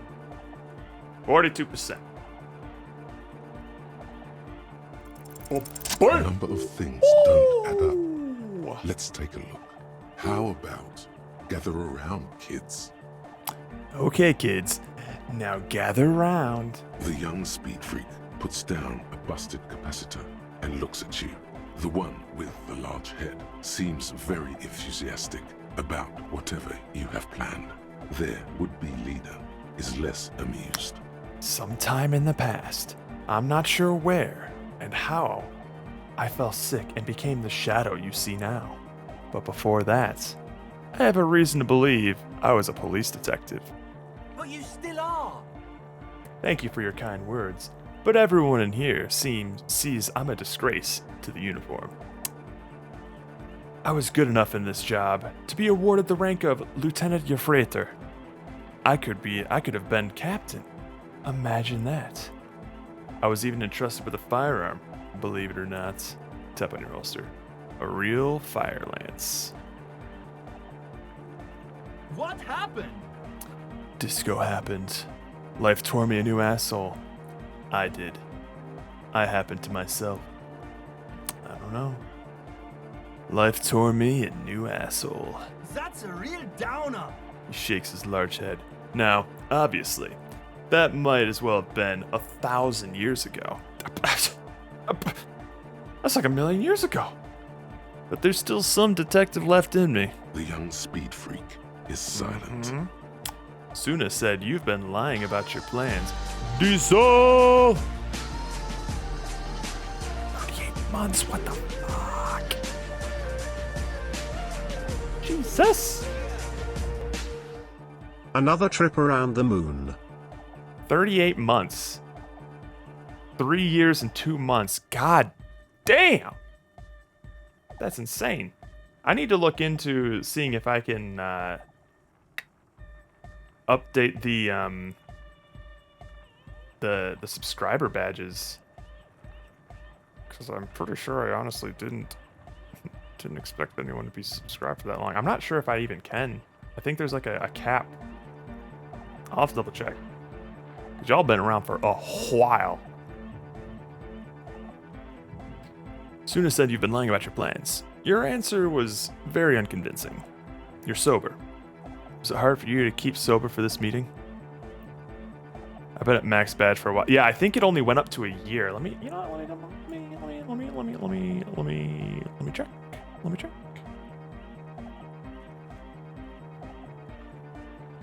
Let's see here. Community? No, I think it's in the affiliate stuff. Channel?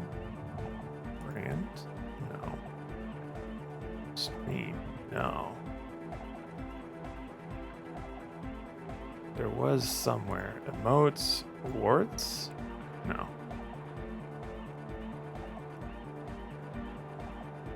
Where are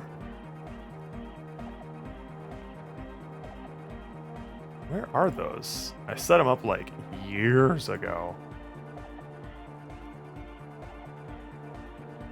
All 3 or plus should have a shiny Gengar icon. Monetization? Community? Oh, subscriptions. Subscriber badges. Oh, wow, yeah. I only ever went up to 2 year. It can go to 2.5 year, 3 year, 3.5 year, 4 year, 4.5 year. Okay. All right, yeah, I'm definitely going to upgrade these. Holy shit. Yeah, I just went all the way up to 2 year because I'm like, yeah, that'll be probably about as long as anyone will subscribe. Shit, okay. Yeah, so there's basically a new badge that you can add for every half year. Jesus Christ. 5 year will unlock on September 10th. Holy hell. Yeah, I'll have to look into that, because y'all need some upgraded badges. You tried to get rid of us. But we're still here. Yeah, that's the thing, is like, we did try to get rid of you guys with our drought of content.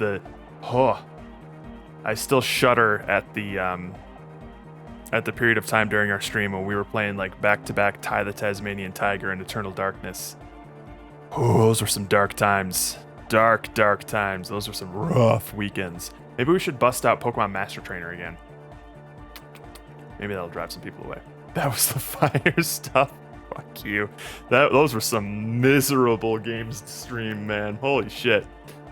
Although I still have Ty 2 and 3 on the back burner. This isn't the makings of a club. It's a tent full of laboratory equipment. We're manufacturing drugs. I have no idea how you arrived at that conclusion, but it's wrong. Look, we even have speakers. He points to the speaker, the one speaker. One speaker. They have one speaker. Pargon. Oh my god. That's the only good thing. That and the screaming room are the only good things that come out of that. Because, I'm just remembering how much we had to go to each of those pillars and input those commands and...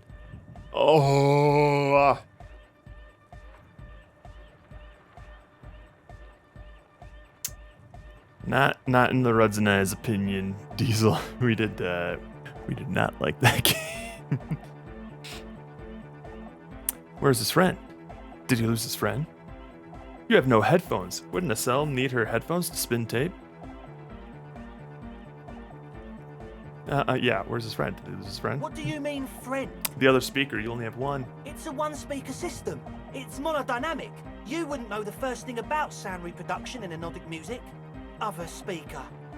Okay, so you're gonna be playing dance music in mono? That's cool. This may be the brain damage talking, but you've definitely never heard of monodynamic or one-speaker systems. You have no headphones. What do you know about spinning tape? Nothing. You know, I've pawned them. I know you pawned them, likely for lab equipment and drug ingredients. I'm sorry, but there is no lab equipment and no drug ingredients. That nosefed is here for its active ingredient. He said it was for his nose. What more do you want? Likely pseudoephedrine. Mm-hmm. Almost exactly the shape of ephedrine. Ephedrine makes you happy, and so does pseudoephedrine. The distilled water, cornerstone of a clean lab. And of all cellular-based life, what's your point, Lawbringer? The ether in the air. A useful solvent. Good for getting acting agent out of the solution. Make up your mind. First it's the sweat, then it's the ether. He smiles nervously. They're announcing the theme at 6 p.m. Pacific tomorrow. So that's when we'll be going live. We'll probably be going live like 15, 20 minutes before Ludum Dare actually starts, just to get all ramped up. And then we will not sleep for 72 hours. No, we'll definitely sleep, but it's going to be a hell of a jam. Is there no need for me to pile on any? There's no need for me to pile on anymore. Is there? No shit. He sounds tired. In short, you tried to use a police detective to set up a drug lab. That's... Come on, that's... No! Sleep! Till Monday! Preposterous? Against the law? Punishable by summary execution? It's not! His eyes are wide with fear. Suna said you were lying about your plans. Your answer was very unconvincing. Fuck, man. It's difficult to get along with some people, but we're trying to make an effort. We are on a mission here. You're sober. Was it hard for you to keep sober for this meeting? We don't need drugs to be hardcore. Shut the fuck up, Egghead. I love you. Don't get involved in this. Shut the fuck up, Egg. Maybe not today, Egg. But you need drugs to get through the days when you're not expecting me. I know I wouldn't be as hardcore without drugs. No, maybe not, Egg. Climb down from the equestrian monument, cop man. Consciousness is new to the universe. Oh, I'm sleeping here in front of the PC. We I'm trying to all finish have stuff. our Oh, ways to ease jeez. the shock. My condolences, Wendell. Is it Ludum Pre, or is it just other work stuff? Bottom line is, I know. What exactly is it you know? He sounds confrontational. So what are you going to do? What are we going to do with you, Andre? What do you mean, do? There's resignation in his voice. He's almost ready to drop the act. It wouldn't take a lot of pushing. Time for a threat. He can't handle the pressure. Oh, time to pull out heavy leverage. Pull out your gun. Summary execution. Holy shit. Yeah, that's what we're doing. Your hand moves, swing lightly fast to the holster. You whip out the gun, as if you've done it before. Wait! Point the gun at Andre. Yes, I'm listening. Admire the gun in your hand. Tell me, why should I do that? You can't. We haven't. He's mumbling half incoherently. Suddenly, he gets interrupted by a voice. This is so fucked up. Egghead mumbles, looking for the stop button on the tape player. For a moment, you can hear the wind howl outside. This is not happening. Officer, please. Without his smile, Egghead looks heartbroken and older than you thought. There needs to be a club for Nordic music in there. Everyone hates each other. Everyone hates it. It's all just drugs and we're slaves and I can't. We are running out of time. Egg. Just actual work, had to deal with personal stuff during the day and now. Ugh, that's so annoying. I've been there. We need a win. I promise you this will be a win. We won't cook speed in there. We'll do it clean. We'll do it true. We'll do it sober and real and beautiful. This will be a victory for the light.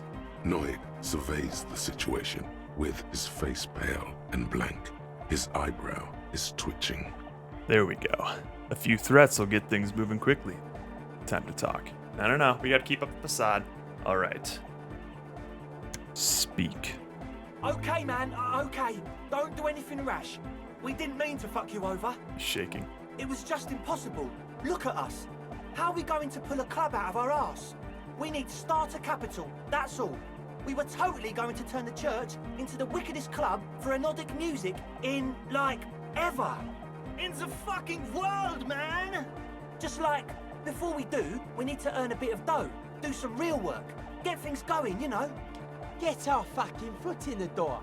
Sell some fucking speed, okay? Produce and sell speed. And then Crabman and the programmer lady moved in while you were gathering your shit. Exactly. It was going fine. A month ago, the place was empty. Then suddenly, it's all spooked up. They're not really spooky, are they? No, man. They're spooky, all right. It's just that they would also probably call the police if we started cooking speed in there. But the sign was way off, too. I couldn't feel the love at all. We'll do whatever you think is right, sir. But please, we were only trying to make a living. Ooh, boy, howdy. Oh, man. Give me your cash. Pack up and report them to Precinct 41. Get lost. I don't want to see you again. Let's do this clean. No speed lab. Just a club for hypnotic music. It wouldn't work without the lab. Do what you have to do to keep the club alive. Give me your cash. Come on, man. Really? The young man doesn't move. His earrings rattle from the tension. With his jaw clenched, he says, No fucking way. Yes, fucking way. The would-be leader points at his friend. His finger shakes in the air. Without a word, Woo! the other speed freak pulls a red wallet out of the toolbox and hands it to you. The disdain is palpable. His eyes pierce you like lightning as he lets go. Now give me the rest. We don't have any more money. You robbed us blind. Ask for a cut. It's the right time to become business. Oh, there it is. Okay. Ask for a cut. Okay, okay. Keep the lab. But I want a cut of your operation. Okay, that's cool with us, right? He looks around. Yeah! His friend nods his huge peroxide blonde head. 10%. Don't be offensive, Noid. We could use a partner on the other side. It's safer with someone watching over the operation, keeping the other cops out of our soup. How does 35% sound? Sounds pretty good. You could probably justify taking 70%. The risks are greater for you as a police officer.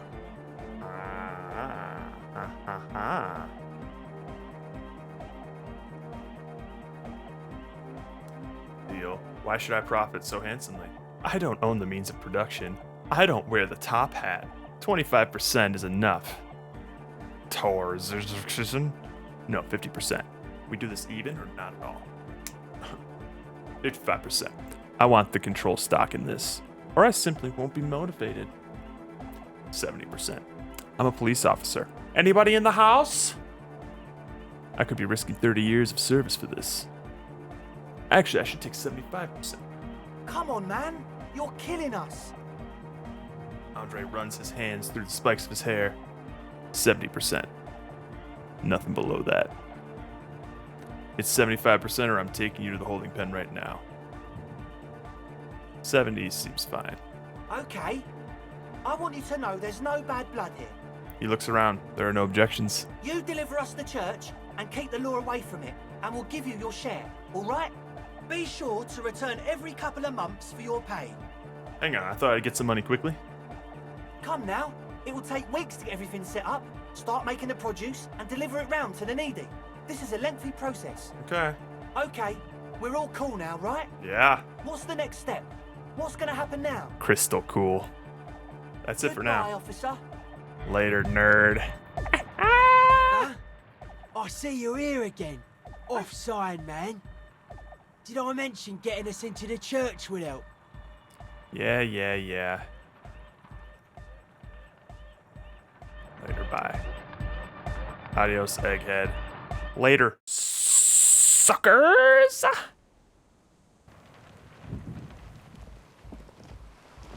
How's it going, dude? Hello again. Your associates tried to use me to set up a drug lab. Guessing you knew of the plan? I did, and I'm sorry. For what it's worth, which isn't much. I pretended to try and shoot them. This is why I didn't go into the tent. Typical delinquency. The lieutenant looks at the ocean. Squint. You don't get to choose your posse, they choose you. Mine are idiots, but they're mine. I tried to talk Andre out of it. I even tried not to lie to you. Indeed, she merely tried to omit the truth instead. Instead, you opted to omit the truth. It's the same thing. Should have tried harder. Misleading a cop is no joke. I don't care, I'm loco. I just wanted you to know that I know about the plan. Okay, but I still regret it.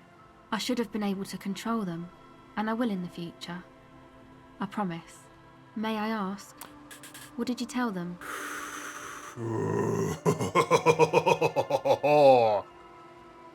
Roka, thank you for putting that bow tie on me. +2 to the drama. Your words flow sincere. I called it crime prevention. You'll have to go at it straight, if you have it in you. As good a call as any. Better not to have made one at all. Bow tie for the win. Trying to mediate everything these delinquents come up with. Did you see that modifier too? +2. We have Kim's trust. Thank you. I'll get them under wraps, I promise. That was risky business right there. Holy shit. Bow tie for the win. Not sure how you right? Well, let's see. Well, we have been pretty crucial to the investigation. He's warming up to us a little bit. And I think any sort of...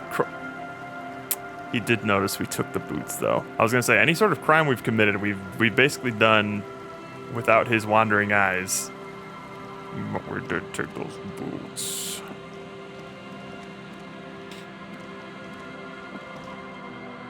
Well, I mean, we wore them the morning of, and we're just like, hey Kim, what do you think about those? He's like, yeah, cool. Do you want me to do something about this, or are we just gonna pretend this didn't happen? That was basically what it was. Because he knew he needed us for this investigation, so he's just like, we could go through the process here, man. We could. Or we can just not talk about this. But literally, like, I just strolled up, he's waiting for me in the whirling lobby, and I'm just like, going down the stairs, be like, what do you think of that, Kim? How do you like these? Alright, we should probably call it there for the night. I've done quite a bit of a Ludum pre. Play some disco. Not too bad. I'll probably wrap up some more stuff off stream before Ludum Dare starts. Make sure all of my imported packages and things that I put into that project work. Set up the Google Drive and GitHub repo. Oh, I already set up the GitHub repo. I need to add the rest of the repo itself. Set up the Miro board for brainstorming stuff, and then put together like a Ludum Dare weekend playlist. I need to pass that anyway. Have a good night. Sounds good. I'm just gonna save again because I'm not 100% sure that it saved.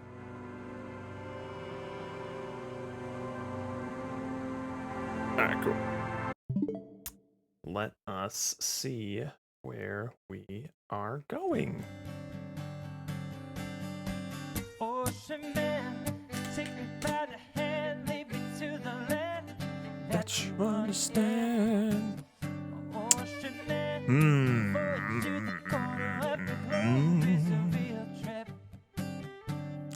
Let's go to Jitsi. Looks like he's what, making a color swatch? What is this? bad boys, what you gonna do? Dope up! What you gonna do? But I'm done playing for the day. I can't dope up. I got some luck. We'll wait for next time that we played this. Okay, I need to get out of here.